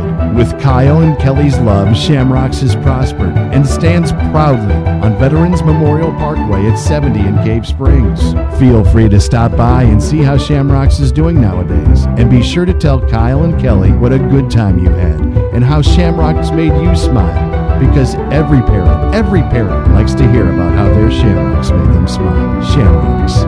Shamrocks. Tom, have you been to Jack Wagon's Teachers lately? I've swung some balls at Jack Wagons inside the wiffle ball cage, the only one around. The World Series of wiffle ball happens at Jack Wagons, but it's so much more. If you want to go there and just have a drink, watch a game, play some pool, throw some bags, karaoke, the wiffle balls we mentioned, you can do all that. Oh, plus, ding, there's fantastic food. Jack Wagons Teachers. It's 94 in Jungerman. Hard J. And there's also a taco/nacho bar on Wednesdays, 3 p.m. to close, $3.99. Plus, they have on Wednesdays this whole competition. Throw 8 pucks on the shuffleboard table, 8 swings, 8 bags, and if you answer 10 trivia questions, all of those winners get Blues tickets. And you must wear clothes. It's a requirement at Jack Wagons. Well, not all the time. I've seen you shirtless in a wiffle ball cage. But go to Jack Wagons Teachers. It is a very cool place, or we wouldn't say that. 94 and Jungerman, Jack Wagons Teachers. It's not just billiards anymore. After going to the St. Charles Chill game, your kid wants to play goalie. Not a problem, until you see the sticker price on all the equipment. Let Play It Again Sports St. Peter's outfit your kid's new sport at a price that's not going to set you back a house payment. They deal in all sports: hockey, baseball, softball, golf, lacrosse, fitness, and more. They'll buy it on the spot, cash with no appointment necessary. All sports, all year long. Don't get stuck with a garage full of equipment that doesn't fit. Take it in to Play It Again Sports and trade it for something they can use. Open 7 days a week and online at playitagainsportsstpeters.com. Kids grow up quick and jump as much as 2 to 3 sizes in a season. That's why Play It Again Sports in St. Peters is there to save you money and make everybody smile. Reuse, recycle, replay at Play It Again Sports in St. Peters off Mid Rivers Mall Drive.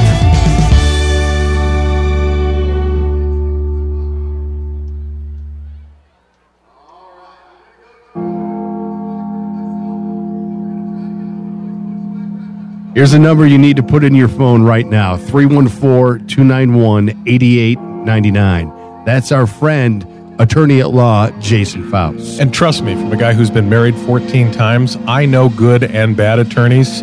You need a guy you can trust.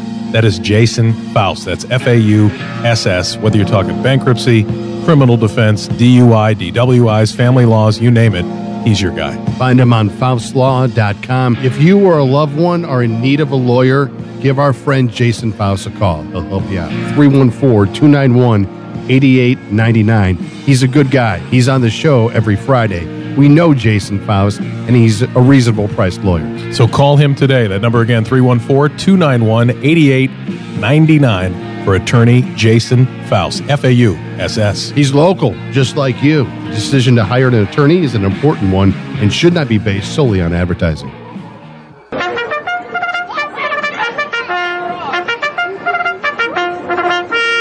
Good day and welcome to Talk TalkSTL.com. While you enjoy your listening experience to our original programming, we would like to announce that Shamrocks is TalkSTL.com's official watering hole, eatery, and establishment to have happy fun times in. Whether it's enjoying their lunch buffet or trying to fill the void after partaking in too many libations, Shamrocks will not disappoint. May we suggest the Pub House Club or the Dublin O'Fatty. Fun to say, even better to eat. Shamrocks.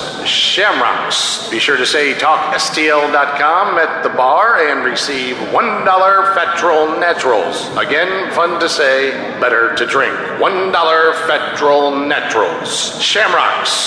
Shamrocks, Veterans Memorial Parkway at 70 in Cave Springs. Party starts when you arrive. Are you looking for new, exciting, and inexpensive ideas to boost revenue and attendance at your next grand opening, charity event, or fundraiser? If so, visit Pinshot.com. Pinshot.com is St. Louis's leading provider of specialty sport promotions like the half-court shot, field goal kick contest, and hole-in-one shootouts. Make your next casino or Texas Hold'em night a winner with a Royal Flush or Lucky 21 promotion. Don't forget to ask about our fall football programs. Pinshot.com, ensuring sports' greatest moments. Tom, have you been to Jack Wagon's Teachers lately? I've swung some balls at Jack Wagon's inside the wiffle ball cage, the only one around. The World Series of wiffle ball happens at Jack Wagon's, but it's so much more. If you want to go there and just have a drink, watch a game, play some pool, throw some bags, karaoke, the wiffle balls we mentioned, you can do all that. Oh, plus, ding, there's fantastic food. Jack Wagon's Teachers. It's 94 in Jungerman. Hard J. And there's also a taco/nacho bar on Wednesdays, 3 p.m. to close, $3.99. Plus, they have on Wednesdays this whole competition. Throw 8 pucks on the shuffleboard table, 8 swings, 8 bags, and if you answer 10 trivia questions, all of those winners get Blues tickets. And you must wear clothes. It's a requirement at Jack Wagon's. No, not all the time. I've seen you shirtless in the wiffle ball cage. But go to Jack Wagon's Teachers. It is a very cool place, or we wouldn't say that. 94 and Jungerman, Jack Wagon's Teachers. It's not just billiards anymore. Hey, it's Coach from my friends at Rookie's Bar and Grill right here in Wentzville. I'm telling you what, if you want to have a good time at an affordable price, there is no better way to go than Rookie's. From their $9 bucket special on Tuesday night to their $14.99 pitcher and wing special on Monday and Thursday nights, you can't beat it. And don't forget about those $1.25 drafts during every Cardinal, Blue, Ram, and Mizzou sporting event, which you can watch on one of their 9 big screens. You'll never miss a game at Rookie's Bar and Grill, 1544 South Service Road in Wentzville.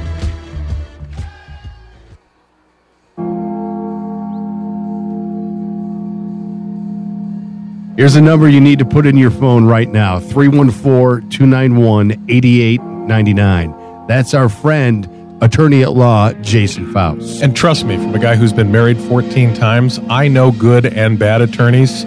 You need a guy you can trust.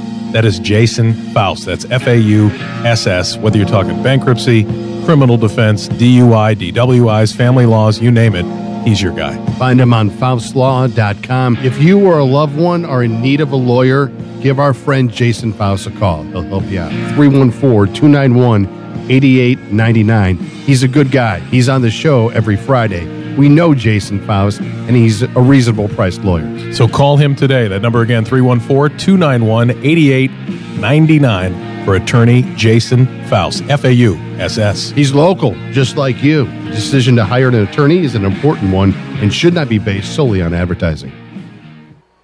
Let me tell you a story about Kyle and Kelly.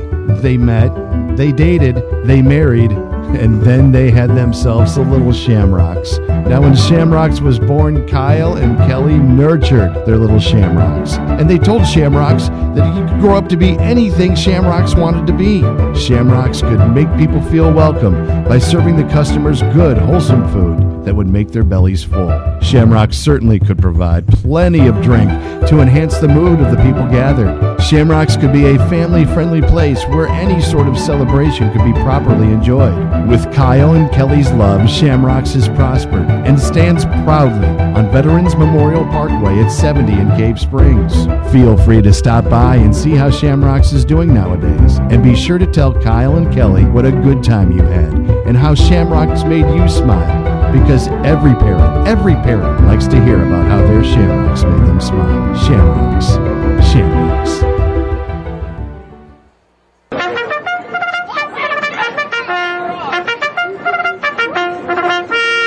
Good day and welcome to TalkSTL.com. While you enjoy your listening experience to our original programming, we would like to announce that Shamrocks is TalkSTL.com's official watering hole, eatery, and establishment to have happy fun times in. Whether it's enjoying their lunch buffet or trying to fill the void after partaking in too many libations, Shamrocks will not disappoint. May we suggest the Pub House Club or the Dublin O'Fatty. Dublin O'Fatty. Fun to say, even better to eat. Shamrocks. Be sure to say TalkSTL.com at the bar and receive $1 Fetrol Naturals. Again, fun to say, better to drink. $1 Fetrol Naturals. Shamrocks, Veterans Memorial Parkway at 70 in Cave Springs. Party starts when you arrive. Now, back to the St. Louis Ambush on TalkSTL.com.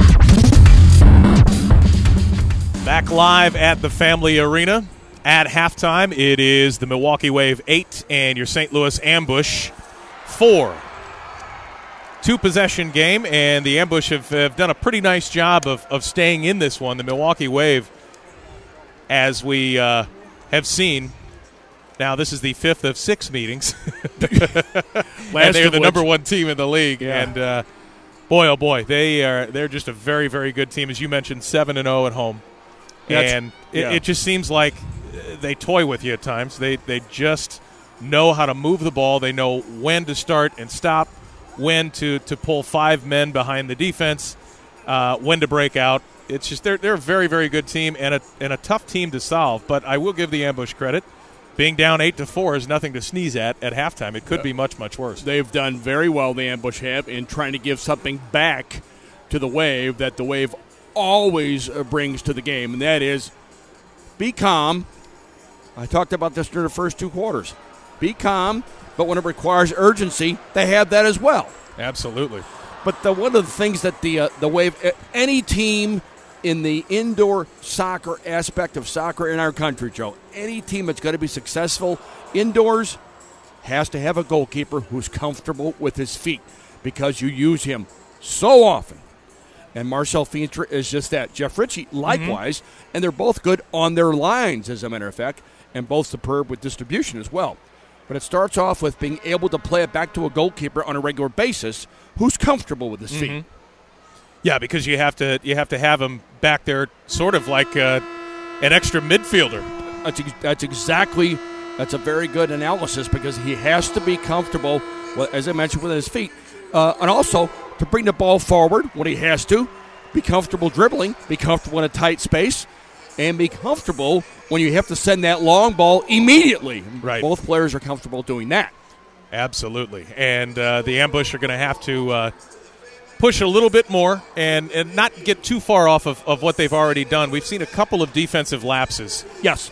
With those first 2 goals, especially in that first quarter. And Daryl mentioned it to me prior to the game. We can't be doing things stupid. Right. Giving up penalties, giving up dead ball scenarios, chasing the ball on too much of the first and second quarters. We don't want to chase the game early. We want to try to be in the game as much as possible. And we can't afford to give the ball away against this team or any team. No kidding. And you just pointed that out, Joe. When you do, you're going to pay the price. And that's why, truth be told, that's why Milwaukee has a 2-goal advantage going into this third quarter. Well, and I think one of the worst things you could do, Bill McDermott, with a team like the Milwaukee Wave, is give them odd man rushes and give them extra space in your offensive in your defensive zone. Was when it'll be lights out. When they can sniff that out, when they see that, and they'll see it immediately, they are off to the races. If they get an odd even number going forward, they get the numbers in their favor, they're going to immediately do that. And that's why they're such a competent team, I think, Joe. They have all the ingredients to make their offense click on a real regular basis. Calm, quick, 1-2s, strikers at their feet. They show, play it off the runners on the left or right flanks. They got all the key ingredients that made every team in the history of indoor soccer successful. Case in point, I think, the Wichita Wings and the San Diego Sockers. Those were the ones that really kept the ball nicely when they had to and could send the ball long when they had to. They were comfortable playing both ways. Absolutely. And in this third and fourth quarter, they're going to have to stick with the plan and be solid again, as we mentioned, defensively, because when you look at this roster, the Milwaukee Wave, and if you've seen these guys play as many times as we have, there aren't many weak spots on this team. You don't get a break. No, sir.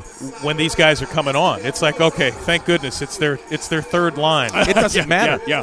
Because they're just as talented as their first line. They're all very comfortable on the ball, which I think is yet another real key equation for success in indoor soccer, just because of the proximity and the closeness of play. There's going to be so many one-on-one situations that you have to be really comfortable with your ball at your feet, and they are. Now the Ambush, the truth be told, what they're trying to accomplish in this first year is to mix it up a little bit, try something differently, but most importantly, try to leave a good they're professional athletes. They don't want to be embarrassed. Right. They don't want to continue to lose home games. They don't want to continue with a 6-game losing streak. They don't want any part of that. Right. And it's a pride thing. And plus, for sure. It's not as fun as being in the playoffs, but playing spoiler certainly can have its advantages at times as well. And see if in some small way, I know the next season is a long way away, but see in some small way in these last 3 games can recapture some of our competitive spirit and get back with some winning combinations and in the process win some games. Here we go, back to action. Bennett with a left in the ambush zone, and that one hits the crossbar. This one flips off a Quiroz from the Wave and goes up into the crowd, and a restart for Mike Mesley in the ambush. Second or third time that number 26, Ian Bennett, has hit the crossbar and or either post, Joe. That's fine by us. Keep going wide and hit everything but that mesh. Back they come. This is Pablo with a burst of speed. To Bennett, right side. Nice foot save there by Jeff Ritchie. Kimball now trying to clear it out of his own zone. Bennett calmly races next to him and steals it. With his speed, he clearly won that ball. He's a very impressive player. 8-4 is the lead for the Milwaukee Wave. In the box it goes, and how that one didn't go in, I don't know. But that was a golden opportunity for Giuliano Olivero. On a nice feed, it went past 3 ambush defenders, and he couldn't get a piece of it either, thankfully. Ball on the ground, right to his feet, with his back to play. He's comfortable playing that way. And here's McKinney. Now to Marcio Leite. Over to Greenfield. They've got numbers the other way. Greenfield, a big shot in front. Nice save, Ritchie. Rebound. What a play by Marcio Leite. And he scores. Marcio Leite with his second of the evening. Calm, composed. The ball falls directly to him after a rebound off of Jeff Ritchie. He puts it away, makes very certain of it. No difficulty whatsoever as the Wave goes up now by a score of 10-4. So exactly what the ambush did not want to happen. That's the opposite of what you needed early in this quarter. And it took them less than a minute and a half to do it with 13:35 left in the third. They've opened up their lead to 10-4. Have the Wave. Here's Jeff Ritchie with the ball. With his feet, he goes left side. That's McSheehy. Back to Ritchie, and they're going to try and get something started. Here come the Wave with their full court press. Look out, Pereira with a break. Turning, shooting, scoring. He just waited out Jeff Ritchie And it's now 12-4. And, Bill, we talked about it at halftime. You can't let these guys go in one-on-one like that and get the odd man rushes. And there's another defensive lapse. And Pereira is all alone one-on-one with your keeper. You can't have that. If you give the ball away coming out of your own backfield against anybody, you're usually going to pay the price, especially with a gifted target man who's exceedingly comfortable with the ball at his feet. And that's his second goal. And just like that, they opened the wound here against the ambush, and they're looking for more. Here's McKinney. Yeah, the closest game was the first game here at the Family Arena, Joe, 13-11. The ambush really played well in that particular game and made the Wave work for that victory. Having an easy time of it here. Surprise right side. Another goal. Goodness gracious. That's 3 goals in under 2 minutes. With no difficulty whatsoever scoring them. Wow. Ball's given away, coming out of the backfield. Again, the ambush pays the price. And now Jeff Ritchie looks like his shoulder's bugging him a little bit, that left shoulder. Let's hope he can just stretch that out. They're going to need him. It's 14-4 now with 12:45 left in the third quarter. And this was a close game up to 2 minutes ago. It really was. My goodness. And you oftentimes say, Joe, so accurately, how quickly things can turn. Whew, you talk about a turn for the absolute worst. 14-4 within a matter of 2 to 3 minutes. Surprise, surprise. This time it's number 3, Phil Surprise. And he's been all over it. He really has. We mentioned his energy. Yes. And his motor earlier, and you just knew that if he kept that up, he was going to eventually make the stat sheet. And he's one of the runners, Joe. Everybody else is pretty calm, controlled on the ball. He runs. Right. He makes things happen just by making other people play, making other people give the ball away coming out of their own backfield. Case in point, that's why the scoreline reads 14-4. So Daryl Duran takes a timeout, tries to get his troops back on the same page. Yeah, the fourth game, Joe, at the Milwaukee Wave Arena, Family Arena here, 19-2. Yeah. That was not a good loss either. No, that was ugly. And back to action we go. Here comes Blyenberg. He's got a 2-on-1 with Di Maria. In front score! Jeff Di Maria, nice play by Blyenberg. Boy, he had some patience and waited just perfectly. He drew both the goalkeeper and the defender towards him, gave Jeff Di Maria time to sneak behind both the defender and the goalkeeper. Boy, he threaded that ball perfectly.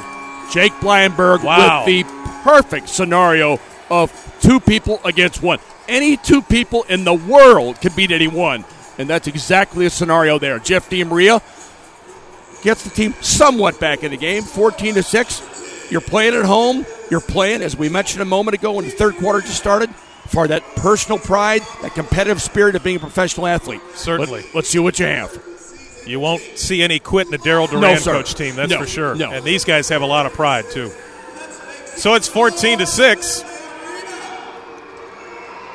And they bring that gap. It's just what they needed to kind of put the Band-Aid on the bump there. It was looking like it was going to get way out of hand. And the Milwaukee Wave are not going to stop. They want to make a statement here. Yeah, precisely, Joe. And let's get back to the ambush players. They knew full well this is the best team in the league. They do not want to lose a 5th and then 6th game possibly to them to conclude their season. They do not want to do that, and they want to measure themselves against the best team in this league currently. And at least make them earn it. Positively. Here's Pablo. In front, nice block there. That's Mattingly. The ambush doing a good job defensively, trying to get something rolling offensively after that last goal. And once again, Joe, as you see here, Milwaukee, as soon as they lose the ball, immediately try to get it back in as far forward a position as possible. 11:22 left. It's 14-6.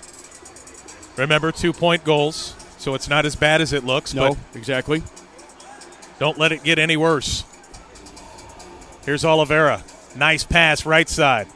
That's J.C. Banks to Quiroz. Back to Banks. 3-point range. Oh, a give-go. That was a nice job there by Mattingly. Lovely 1-2 in an exceedingly small space.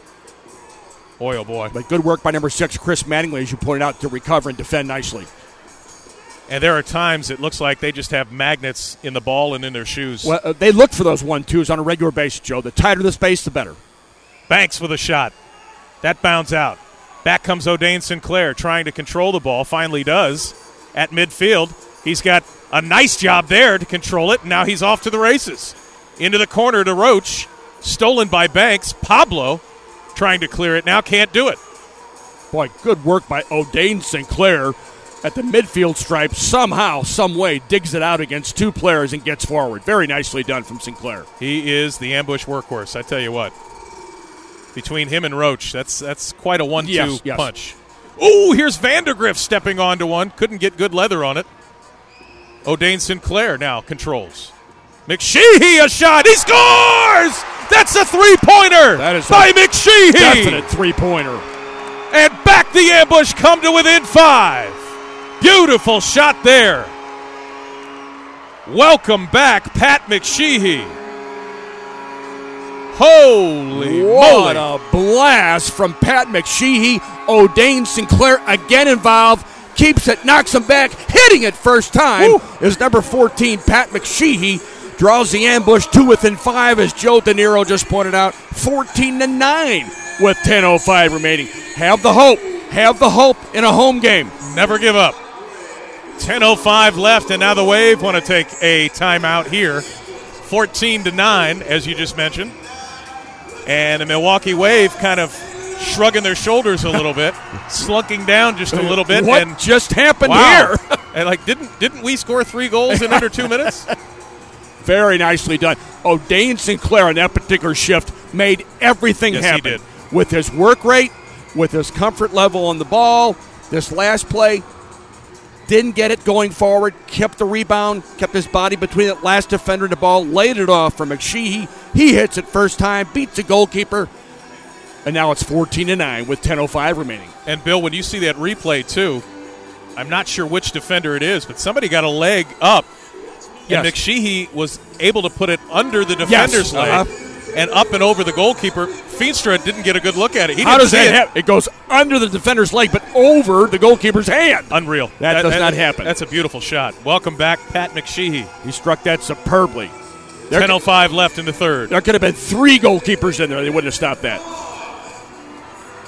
Di Maria in his own zone. No, Bennett scores. And just like that, 6 seconds after the ambush, pull within 5.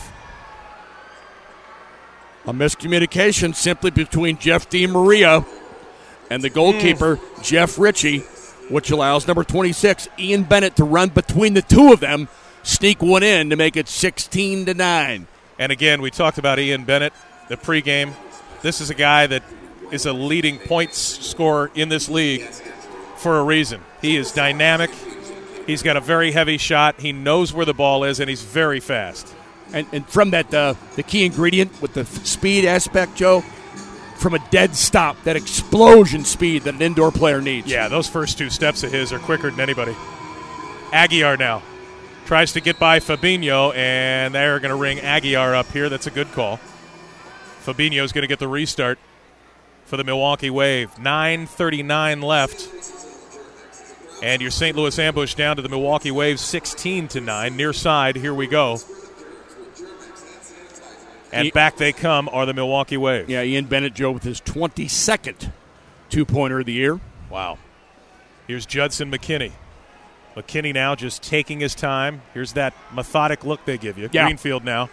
Not going to take any chances. Back to the keeper. Positively. They're on the road. They're winning. They didn't like it, the way it looked going forward. Knock it back to the goalkeeper. Speaking of which, he has it. Into the ambush zone. Off the left corner boards. Mattingly, a nice job there. Good positioning. And he clears this ball out. Kimball gets shoved. No call there. That was a blatant one-hand shove, and the referee, I don't know how, didn't see it, and the Wave retained possession. I'm surprised again, Joe, making himself available literally all over the field for the Milwaukee Wave. No doubt. Talk about an engine. Richard Schmerman, nice play. Trying to clear it out. It's Philip Surprise.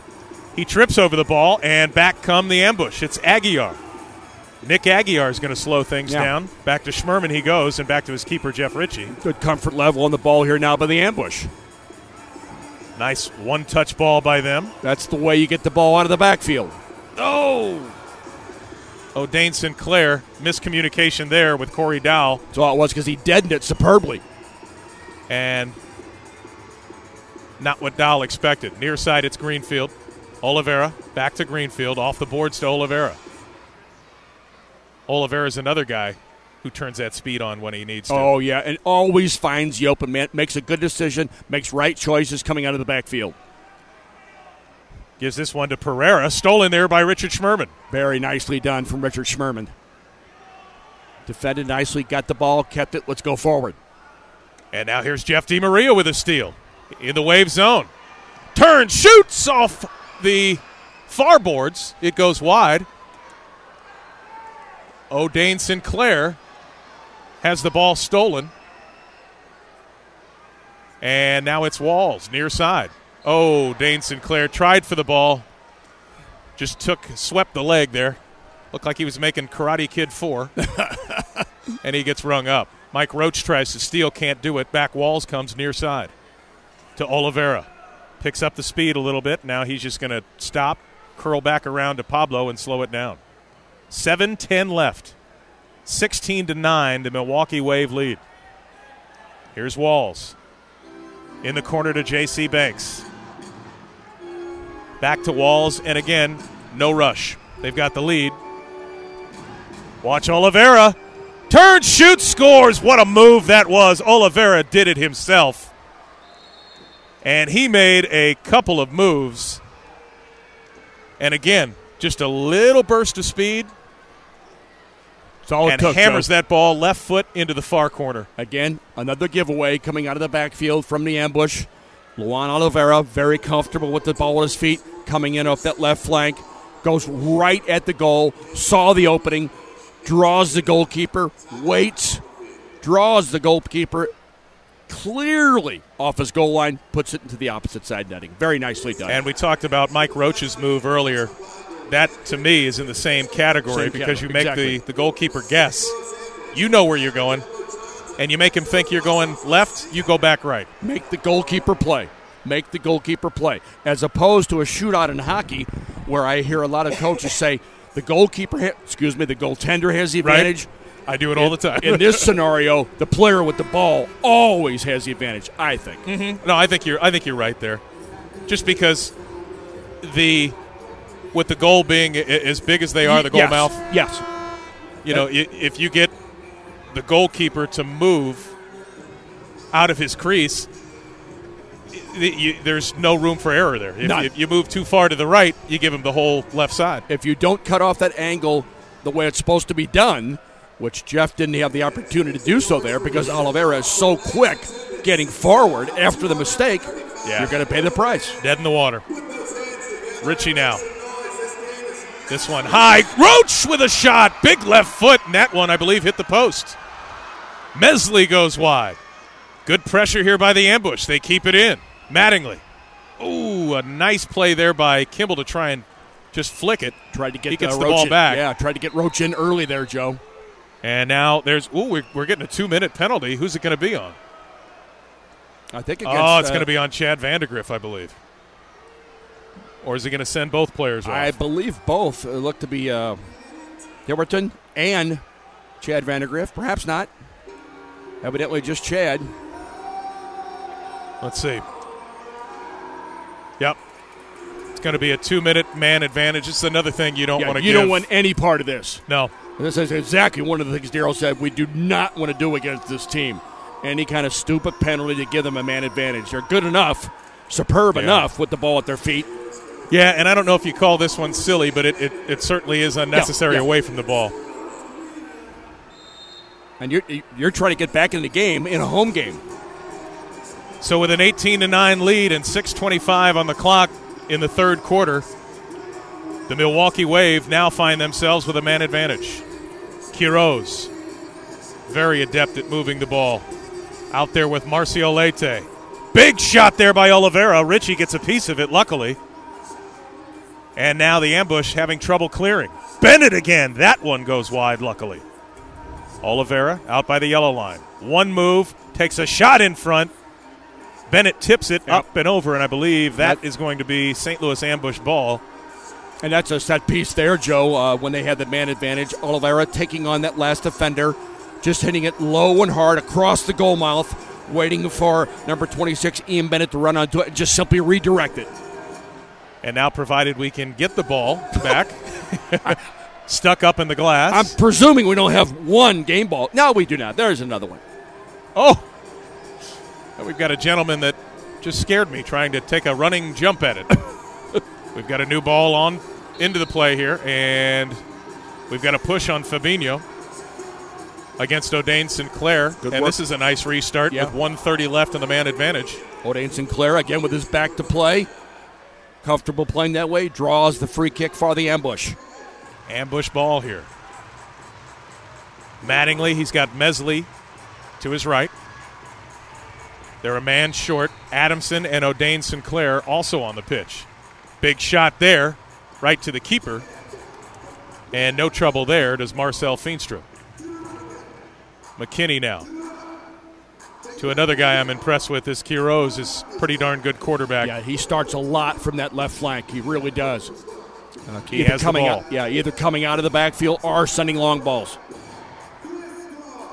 Leite in front. Quiroz with a shot, and he saw Di Maria sliding towards him. That could have been much more troublesome had that been on his left foot, Joe. Whew. He's not nearly as comfortable with that right.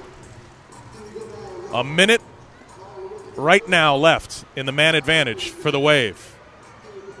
Good work again by O'Dane Sinclair to keep this ball. Knocks it over to Aguiar. Ambush ticking off some valuable seconds as they play a man down. There's Sinclair in the corner. Nice job killing some time there. Mesley, looked like he wanted to shoot, and then he decided halfway through it to go into the corner. Ball was bouncing. He kicked that one up and over. And with 35 seconds now left in the man advantage, the Milwaukee Wave are going to try and add to their 18-9 lead. 4:55 left in the third quarter.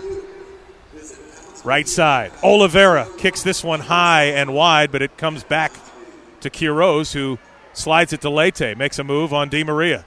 Into the corner. Oliveira scores. Oliveira comes in off that right flank, blasts it with his left. Just too much to handle for Jeff Ritchie at that near post. And again, really, really good job of this team moving the ball. Back and forth. They switch sides beautifully. Change the point of direction. On the ground, at people's feet, 1 and 2 touch. The ball's never going to get tired. And this team is a perfect example of that. The ball's not going to get tired. Play it quickly. Get it behind people, especially with the man advantage, Joe. And they open up their lead 20-9. That is a man advantage goal. And back now we come to play. Marcel Feenstra. Luan Oliveira with their last 2 goals for the Milwaukee Wave. And he had a couple of nice shots before that just went wide. Here's Pablo in the corner. And now the Milwaukee Wave taking advantage of that tremendous momentum that they built up early in this quarter. And into the ambush zone it goes. That's Hewerton. Cleared now, but not all the way out. Dow trying to get it there. Oh, what a nice play in front. Surprise is there, but so is Ritchie. So is Jeff Ritchie. Good sure hands from Jeff Ritchie. And then a good ball to the backfield. Here's Mike Roach to Chad Vandergrift. Let's get him on the score sheet. Now to Jake Blyenberg, who had one hell of an assist earlier. Back to Richard Schmerman. Swings it out to Mattingly. Good pressure here by the ambush. That one, a head ball, goes up and over. See, little things like that, Joe, that ball's too difficult to handle. That ball has to be on. If you're going to play it hard and direct like that, put it on the ground to Blyenberg's feet. You can just redirect it. Yeah, that's a tough one. Not much you can do when it's coming at you that high and fast. No.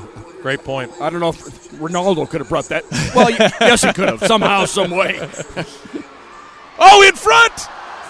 rebound. Oh, off of the line it goes.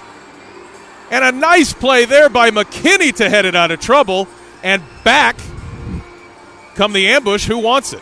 Judson McKinney heads one off his own goal line. That was a never play. happens in indoor soccer. Beautiful play. Oliveira on the transition. Greenfield slows it down at midfield. 2:57 left in the third quarter. Very calm and composed Milwaukee is. Man, oh man. They get the ball at a dire set of circumstances. They clear the ball off their own goal line. Now they just keep it. And they know when to turn that switch on. Yes, they too. do. They really do. In the corner it comes. Ambush zone. Oliveira there. A rare mistake. Knocking it into the box. Mm-hmm. Slowly. Yeah, they keep it, Joe. They'll keep it on the left. 1, 2, 3 passes. Boom. Change the direction on the angle. In behind people. Here is another restart. Mike Roach is going to take that. Nick Aguiar pushed near the boards. Big shot, but it's high. Oh, yeah. Mike's got a very powerful left foot. Ambush are blessed with some very good left-footed players. They really are. Here's Mattingly. Leaves that one for Mike Roach. Nick Aguiar now gets this one into the corner, looking for O'Dane Sinclair, and headed nicely out of play there by McKinney again. He's had a pretty good shift. Oliveira on the transition. It's a 2-on-1 if J.C. Banks can get it. He has to slow it down and kicks this one into the bench. That's an old San Diego Sockers play, but the problem with this one was there's nobody there. The Sockers would have somebody come on at the last possible second to get that ball. 1:45 left in the third quarter. And usually the guy who was doing the damage was Bronco Sagota. Oh, boy, was he good. He was pretty darn good for the New York Arrows, too. Yes, he was. Powerful. Mm-hmm. Boy, could he blast the ball. Minute and a half left in the third quarter. Ambush with some work to do here. Jeff Ritchie gets lucky as the ball comes. He gives it away, but it comes right back to him. Here's Jeff DiMaria. Ambush hemmed in their own zone here. Yeah, I saw Jeff DiMaria in the trainer's room prior to the game, having that left calf worked on. Remember, he strained it very severely. He thought he heard a pop initially when he first did it about 2 months ago, Joe, so he thought he tore a muscle. He did not. Thankfully. Yes. Because you tear a calf muscle, and that's pretty much it for your year. Yeah, you're done for a while. The ambush not done just yet here. Adamson just out of the reach of that ball from Matt Kimball. And Marcel Feenstra rolls it to Marcio Leite. Leite in his own zone. Pressure here from the ambush. Jeff DiMaria in the box. Flicked aside in front of the ambush zone. Schmerman, a nice steal. Richard Schmerman. Oh, what a play there by Marcel Feenstra. Wonderful work by the goalkeeper, Feenstra. And it leads to a break. Oh, boy. That's a foul. Whew. Thought the blue 2-minute card was going to come out. He does not. Marcio Leite on the restart. 38 seconds left here in the third quarter. Ambush down by 11 points. And here's Marcio Leite. Dangerous restart here. They always are. Big shot there from Quiroz. And he kicks that up and over. Didn't get the knee over the ball there. Nope. And Jeff Ritchie benefits because now he gets possession. 35 seconds left in this third quarter. Ambush would like to punch one in here. Get into double digits. Ball goes out. McSheehy in the box, stolen by Surprise. And Surprise comes all the way down the field with that speed to Bennett. Bennett knocked off the ball, back to Surprise. He's going to turn. They're going to slow it down to Fabinho it goes. And with 15 seconds left in this quarter, Milwaukee will be just happy with an 11-point lead going into the fourth quarter. Without any question, unless they can get a bona fide, decent goal-scoring opportunity. Hewerton kills time. That'll do it for the third quarter. The ambush were as close as 14-9 at one point. But since then, the Milwaukee Wave have opened it up. It's now 20-9. We'll bring you the final quarter right after this. You can watch us and listen to us live on TalkSTL.com, also on YouTube.com.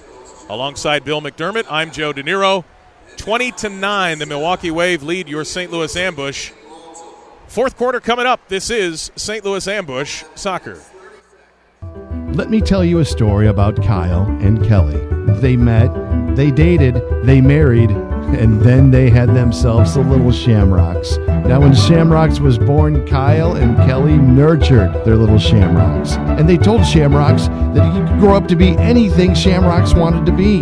Shamrocks could make people feel welcome by serving the customers good, wholesome food that would make their bellies full. Shamrocks certainly could provide plenty of drink to enhance the mood of the people gathered. Shamrocks could be a family-friendly place where any sort of celebration could be properly enjoyed. With Kyle and Kelly's love, Shamrocks has prospered and stands proudly on Veterans Memorial Parkway at 70 in Cave Springs. Feel free to stop by and see how Shamrocks is doing nowadays. And be sure to tell Kyle and Kelly what a good time you had and how Shamrocks made you smile. Because every parent likes to hear about how their Shamrocks made them smile. Shamrocks. Shamrocks. Are you looking for new, exciting, and inexpensive ideas to boost revenue and attendance at your next grand opening, charity event, or fundraiser? If so, visit Pinshot.com. Pinshot.com is St. Louis's leading provider of specialty sport promotions like the half-court shot, field goal kick contest, and hole-in-one shootouts. Make your next casino or Texas Hold'em night a winner with a Royal Flush or Lucky 21 promotion. Don't forget to ask about our fall football programs. Pinshot.com, ensuring sports' greatest moments.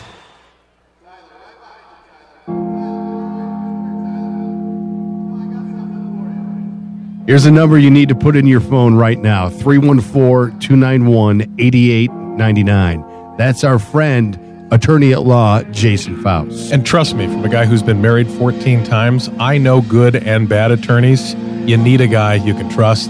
That is Jason Faust. That's F-A-U-S-S. Whether you're talking bankruptcy, criminal defense, DUI, DWIs, family laws, you name it, he's your guy. Find him on faustlaw.com. If you or a loved one are in need of a lawyer, give our friend Jason Faust a call. He'll help you out. 314-291-8899. He's a good guy. He's on the show every Friday. We know Jason Faust, and he's a reasonable priced lawyer. So call him today. That number again, 314-291-8899 for attorney Jason Faust, F-A-U-S-S. He's local, just like you. The decision to hire an attorney is an important one and should not be based solely on advertising. Now, back to the St. Louis Ambush on TalkSTL.com. Welcome back live to the Family Arena alongside Mr. Soccer, Bill McDermott. I'm Joe De Niro. Where the St. Louis Ambush have an uphill climb here in the fourth quarter against the league-leading Milwaukee Wave, who are up 20-9. And again, Bill McDermott, we talked about it at halftime. It just comes down to being defensively solid, and not letting these guys have too much space. And there have been a couple of defensive breakdowns that have really hurt the Ambush. Yeah, you cannot give the ball away against anybody in this league, especially the league leaders, who are so comfortable when you make mistakes. If you give the ball away to them, there's a real good chance they're going to punish you almost immediately, and that has happened on a regular basis. Hey, Joe, we should talk about the Retro Night. Absolutely, coming up next Thursday. Next Thursday. Mm-hmm. It's the 27th of February. It's going to be a lot of fun. 7:35. This should be fabulous. The Ambush, during the game, are going to wear 1992 through 1994 throwback jerseys. The 80s, 90s reunion game at halftime. The league's given them 25 minutes. Players from the Steamers, Storm, and Ambush are going to play a game at halftime. So this should be a real kick. Tony Glavin, Redmond Lane, Ty Keogh, Steve Petcher, Sean Mulqueeny, John Hayes, Kevin Grorick, Mike Laposha, Don Draghi, Bob Bazzata, Timmy Leonard, Kevin Kalish, all kinds of players that you recognize from either the Steamers, Ambush, or Storm eras. That'll be a lot of fun. That's next Thursday. So if nothing else, buy tickets for that. Come watch these guys play. $15. Those are that's what tickets start at if you go to stlewisambush.com or you call Ticketmaster. You can get your tickets starting at $15 again. That is a Thursday game. That'll be the last one of the year last for your home St. game, Louis yeah. Ambush. And then the Ambush concludes their season on Saturday, March 1st against this same Milwaukee Wave team up at the U.S. Cellular Arena. And that could be an interesting one. The Wave may or may not need that one to get that number one seed. As we've talked about a couple times this evening, the Baltimore Blast just one game behind. They're 13-3. Milwaukee comes into this competition this evening 14-2. 13:45 left in this one. And the Milwaukee Wave playing keep away from the Ambush with a 20-9 lead. Remember, there are 3-point and 2-point goals here. So provided you can get an opportunity, you can come back in a hurry. The problem is you can't lapse defensively and let them regain that big lead. No. And now, Joe, here's a case in point. You got to get the ball. Yeah, that's very important. Cannot score without possession.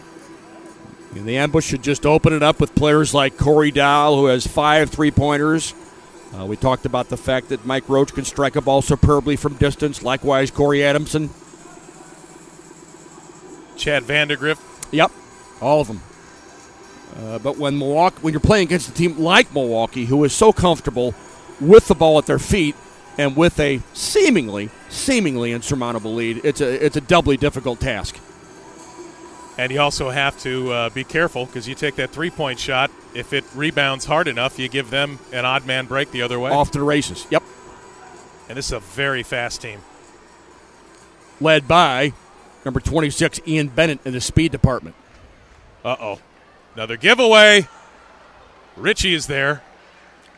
Olivero was in front. He was waiting for the rebound. Jeff Ritchie very alertly smothers it up. They have an Olivero, as you know, and an Olivera. And both are very good players. Jeff Ritchie trying to play this one out of trouble. Finally does. Nice play off the boards. Here's Corey Dowell. Richard Schmerman. He's got some room. Dowell. Left side. Lets it go in front. Rebound comes off the boards. And possession Wave. And just calmly again, they play it out. And Richard Schmerman has to play it back to his keeper, Jeff Ritchie. Safe, easy play. Just play the way you're facing. Keep the ball. Try to get it forward again. Here's Jake Blyenberg. Nice job to keep the ball, playing with his back to play. McSheehy gets lucky there as that one doesn't go up and over, but it does carry all the way to Marcel Feenstra, who throws it out. But it's intercepted there by Richard Schmerman. On comes Mike Roach to join the rush. Blyenberg with a shot. That one goes near post and comes back out hard. Schmerman gets the ball to McSheehy, who makes a nice move stepping up. Back to McSheehy. Make that Blyenberg now. Loses it. They want a handball there, the Ambush do. They don't get it. And with 11 minutes exactly left, still down 20-9. Really good work on that shift by Jake Blyenberg. Was involved in absolutely everything. Chasing, getting balls in behind people, taking his shots early, laying balls off nicely for shots to be taken. This ball is kicked up and out of play by Victor Quiroz. And it'll be a restart for the Ambush with 10:44 left in this game. Jeff DiMaria, top of the arc, 3-man wall now for the Milwaukee Wave. DiMaria steps to it. It's going to be Roach with a big shot, and that goes high and wide to the near post. Another shot. Rebound. A save there, and now they finally clear. And here comes Pereira, who for a big man has got some good speed. Yeah, very gifted with the ball at his feet. We already talked about the fact that he's a superb target man. Yes. Always makes himself available. And you can have a great deal of confidence playing the ball in the ground in a tight situation to his feet. But back come the Ambush. They've got a little break here. Corey Adamson tries to slide it to Vandergrift. And the steal, and now it's a 3-on-2. Leite to Pereira. In front. Nice play there by McSheehy. Otherwise, Bennett was wide open. He takes a shot. And another big save by Ritchie, who was in the right spot. And good defensive work by number 14, Pat McSheehy, to get back, do his job defensively. It was 3 against 2 there. Good work by the Ambush to get back and defend nicely and quickly. Here's Marcio Leite. Another good point man for the Milwaukee Wave. The ambush trying to pressure.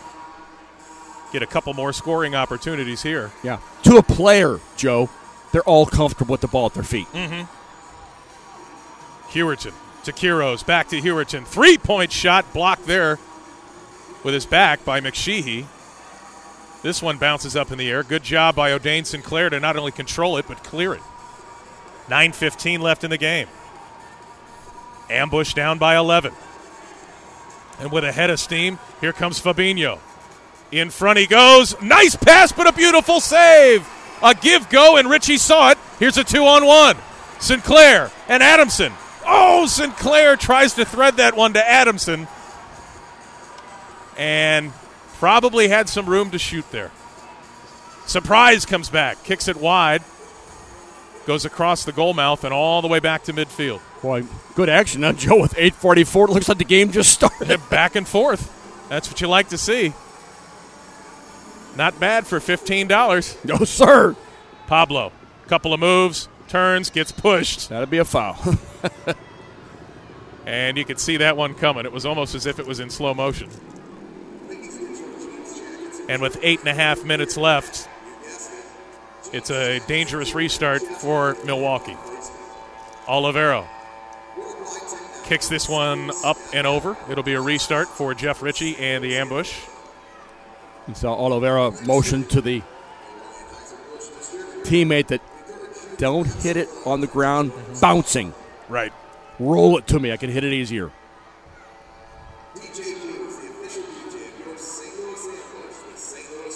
20-9 is our score. Plenty of time for something to happen. Let's hope that something is for the guys in white. Your St. Louis ambush. You saw earlier in the third quarter how Jeff DiMaria combining with Blyenberg and then Pat McSheehy just moments later with a three-pointer. They drew the team to within 14-9. Going to need more of those heroics, yes, sir, if they want any chance. Here's Blyenberg again. Steals it. Pablo's all alone. In front, shot, big save there by Jeff Ritchie. How did he see that ball? Good, sure hands from Ritchie, because that's the only possible play that Pablo could have put the ball in the opposite side netting, and Ritchie almost seemed to know he was going there. Very nicely done.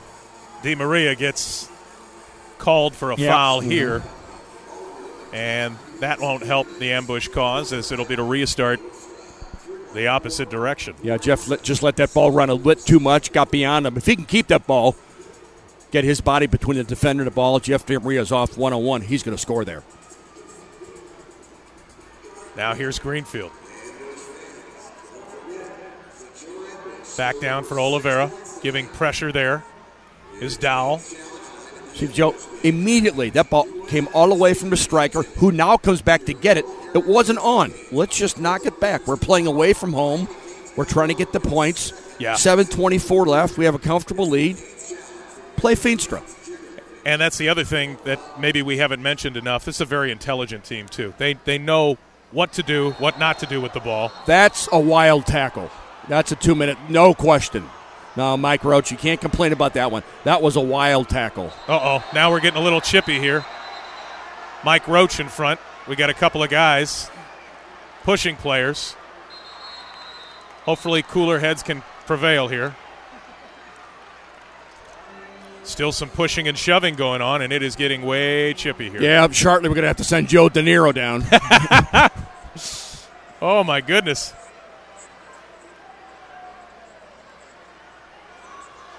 Yeah, but that was a really wild tackle. And that clearly is a 2-minute offense. And with 7:12 left, yeah, that was a dangerous play. Very much so. Almost a 2-footer over the top of the ball. And the ambush have to be very, very careful here and the referees, too, that this one doesn't get out of hand. There's really no need for it. No, just let it alone. Don't get anybody hurt. Try to get back in the game. Don't forget it's a home game. We talked about this just a minute before. Have the professional pride. Continue to do so. Don't be taking wild two-footed challenges against the opponent. Another man advantage for the Wave, and that's just what you don't need. Under no circumstances. And with 7:12 left, we're trying to figure out how it's all going to shake out. And has Quiroz gone off too? It looks like they rung him up as well. Uh-huh. Must have said something afterwards, or when the when that little skirmish took place immediately after the foul. That's what set Matt Kimball off after the foul, yes. And which sent him back in Quiroz's direction. Was the fact that the lips were moving, and the referee picked up on that. I give the refs credit for a lot of times they watch the entire play. Yes, they do. Yes, they do. A lot of times, no matter what is said, they kind of tend to forget about that part of it. And it's the physical call that they're making. But if you're trying to bait somebody into a foul, that's also not good. Yeah. So all four refs, the two on the floor and the two judges in the box, looks like they finally got it figured out in a timely manner. They conversed. And, head coach Keith Tozer's not going to be happy about that. Under no circumstances. He is fiery. So 7:12 remaining, 29 in favor of the visitors.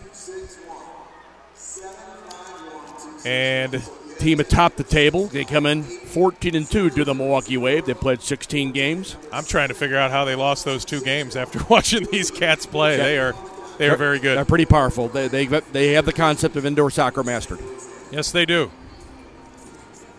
Speaking of soccer master, hello to the Bursics. Positively. Good people. Was just after getting a replica Lionel Messi shirt. Were you? Which very nice. I hope to get signed someday for our Cardinal Glennon venture, our fundraiser for our daughter Mary McDermott's cardiac catheterization suite. Had one last year. That'd be a David great got item. for me a Ronaldo shirt. Got him to sign kidding. it. Yeah, when he was in town. Oh, fantastic. It fetched $1,000 in our silent auction. Excellent. Yes, sir. Yep. Good place for it to be auctioned off here in St. Louis. Yep. Back we come to live play. 6:55 left in the game. A man advantage for the Wave. And here's Bennett with that speed, turning, shooting, and not sure what he was thinking there. That's nobody with him. Highly unusual for number 26, Ian Bennett. Nobody with him. You thought maybe he would have stopped and just killed some time and brought it back. I think when he looked up, he looked surprised that there was nobody on the left side. And it's another timeout. He's shaking his head. He knows, man. I'm guessing what he was attempting, Joe, was to hit it high and whip it around the boards, I'm guessing. Yeah. But it's so unusual because that is not the way they play. Not at all. And that's the thing about this team that can surprise teams. If you are unbalanced, as you said, they'll be in the offensive third. Yes. They'll kick it all the way back to their keeper, and then it'll be back in that offensive third within 10, 15 seconds. Yes. They're not afraid Sometimes, to go backwards to move forward. If not sooner. Oh, yes. They will clearly, Joe. They will clearly go back to go forward. No question. Just unbelievable. And, if nothing else, you can learn from a team like this. If you're Daryl Duran and the Ambush. Yeah. All the teams that have really been successful in the overall years that indoor soccer has been involved as a viable entity for that sports tower here in the country, it's been the teams that have been the most comfortable with the ball at their feet. And the fans all clamoring over the question. Well, I know that one, Joe. I do too. Yeah. Want to know how many feet up is the St. Louis Arch? If you at home said, here are the choices. All right. 6:30, okay, 8:27, or 9:30. 6:30 was the correct answer. There you go. There it is. That's one of those things I couldn't remember much, but I do remember 6:30 from touring the Arch.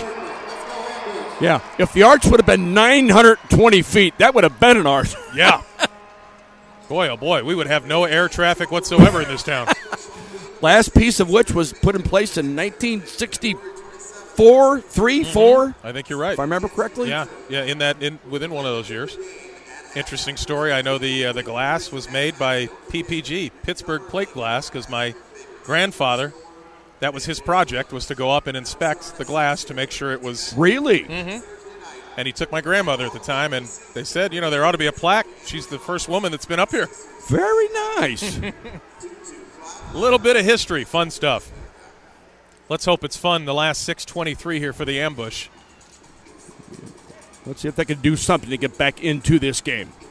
Both teams playing for Assad. As they did, they rung up Quiroz as well. Uh-huh. Back the ambush come. Corey Dow to Richie. Comes back to Dow. Nice headman to Mesley. He gets bumped off the ball. It was nicely flighted by Dow out of his own backfield. Very nicely flighted into the path. And Mike Mesley has not been a happy camper tonight. No. He's had some words for the Milwaukee Wave. A moment away. Like to see the passion. Fabinho now. Up the right side for Olivero. He's going to give chase. Yeah, McSheehy. Mike Mesley, you mentioned the fact that he's probably seen enough of this act. He played for the Wichita Wings in 2012 and 13, so he saw plenty of this. Absolutely. Here's Dow. 3-point try. That's well wide. Chad Vandergriff is there for the rebound. And both players are back on. We're at even strength. 5v5 now with 5:06 remaining. 20-9. And the ambush have to have a sense of urgency here, taking some more shots. Kimball off the boards. Goes for his own rebound. Now it's taken by J.C. Banks. Banks has Pablo to the right. Surprise to the left. He hits him in stride. Surprise against the boards, and Jeff Ritchie does a nice job, along with Mike Mesley. Good defending as Mesley got back there very alertly. Shielding. Knew the danger of Philip Surprise running on his own. He is quick. It's like a gnat. He gets on you. Before you know it, he turns around, and back on you again. Here's Pereira. Don't let him loose. Nice job, O'Dane Sinclair, to steal that one. Mattingly tries to play it off the boards. Slide tackle, missed. Nice move by Pereira, but taken again by Mattingly. But rolls right to J.C. Banks, and with 4:10 left, the only shot the ambush have to get back in this game is to get control of this ball and start taking shots from everywhere. Bennett recovers. Back to his keeper he goes. That's Marcel Feenstra, who's been up to the task tonight. Yes, he's very good on his goal line, superb with his distribution, and really wonderful with his feet. Knows when to come out and when he does. to lay back, doesn't he? Yeah, he's a very active goalkeeper. Jeff DiMaria with a left. Big save there by Marcel Feenstra. Came off the line. We talked about that play earlier, Joe. He came off his line and cut off the angle exactly the way you had to do it. And a nice leg save there.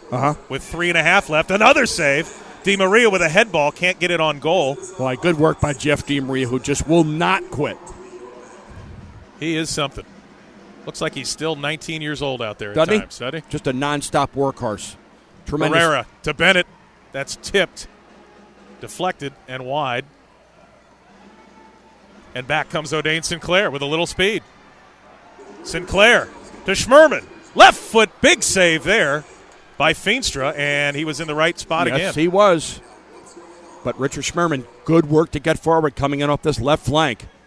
Hit it first time. Goalkeeper up to the task, as he has been all evening long. And now Adamson loses it. This is going to be cleared all the way down. Richie comes out, and a nice play. Good Take work. a shot, Yep. Jeff. Positively. Have a go. Couldn't hurt. 2:40 left. You're down by 11. What's to lose? Nick Aguiar, who's played pretty well tonight. Boy, he's going to see that open net in his nightmare tonight, though. Mm-hmm. But since then has buckled down and played very well. Yeah, 2:24 left. He knocks the ball around nicely, Joe. Distributes it very effectively. Jeff Ritchie. Get it forward. To Nick Aguiar. 2:14 left. Ambush with the ball. Down by 11. Blyenberg, nice move. Tries to go off the boards, and another nice play. Boy, this Feenstra, he's been fabulous this evening. Knew exactly where to go. And look out here. Hewerton Takes a shot. Mike Roach with a block. Roach back to his keeper. Ritchie now. Little trickery in the box to Mike Mesley. Mesley along the near boards. Taken down. He's going to get the call. Might have been a little Hollywood there, but we'll take it. And the ambush just going to run out of time here with 1:40 left, unless something miraculous happens. And we do mean astoundingly miraculous. An act of God somehow.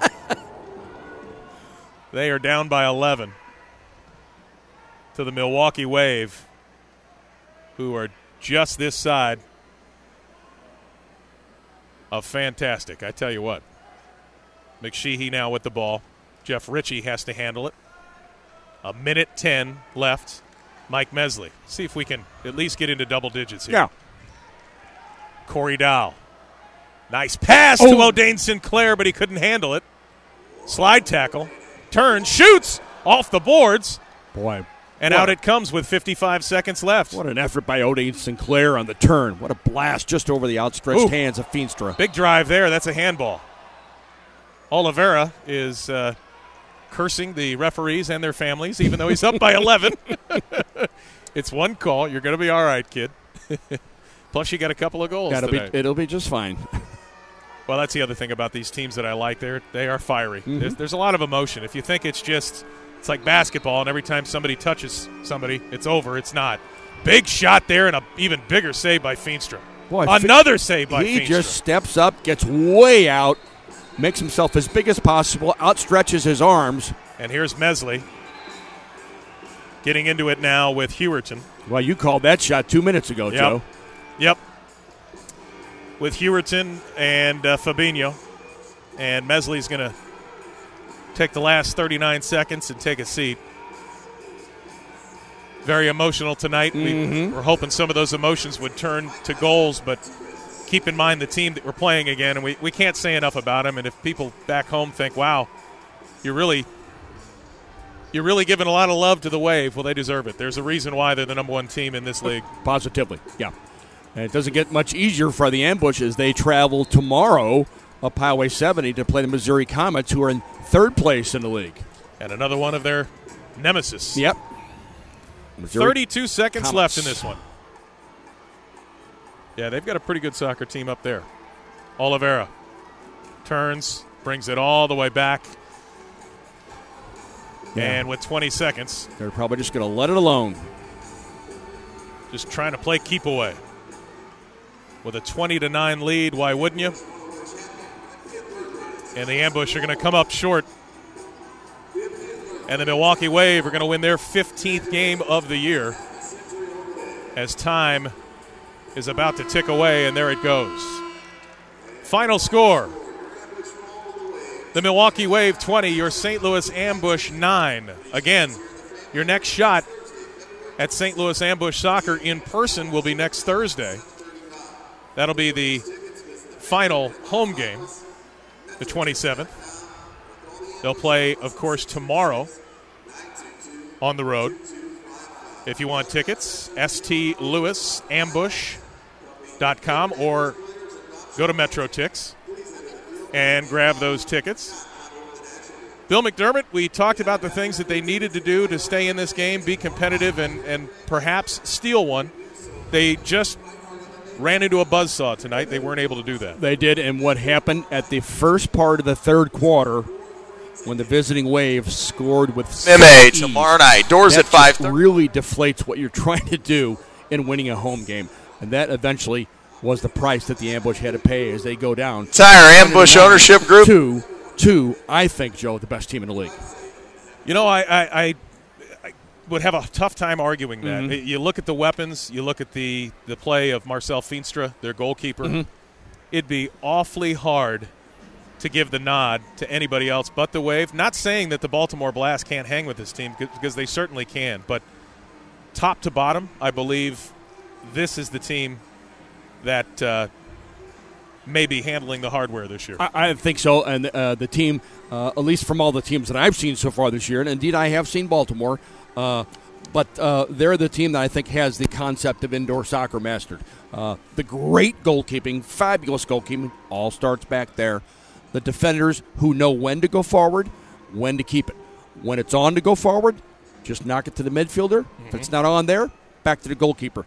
The midfielders who come back to get the ball, make themselves available, and the strikers and the speed up top and the creativity, they have pretty much all the ingredients. And the intelligence to be able to pull it off. I mean, it's a very smart, very quick, very athletic team. And, there comes a point where you give it your all, and your all's just not good enough sometimes. And they drew, as you mentioned, Joe, they drew within 5 points, the Ambush did. 3-pointer by Pat McSheehy with about 10:05 left in that third quarter. And there were some glimpses. There were some moments that they may be able to get back into this game. They did not quit. They wouldn't let the fact that this team was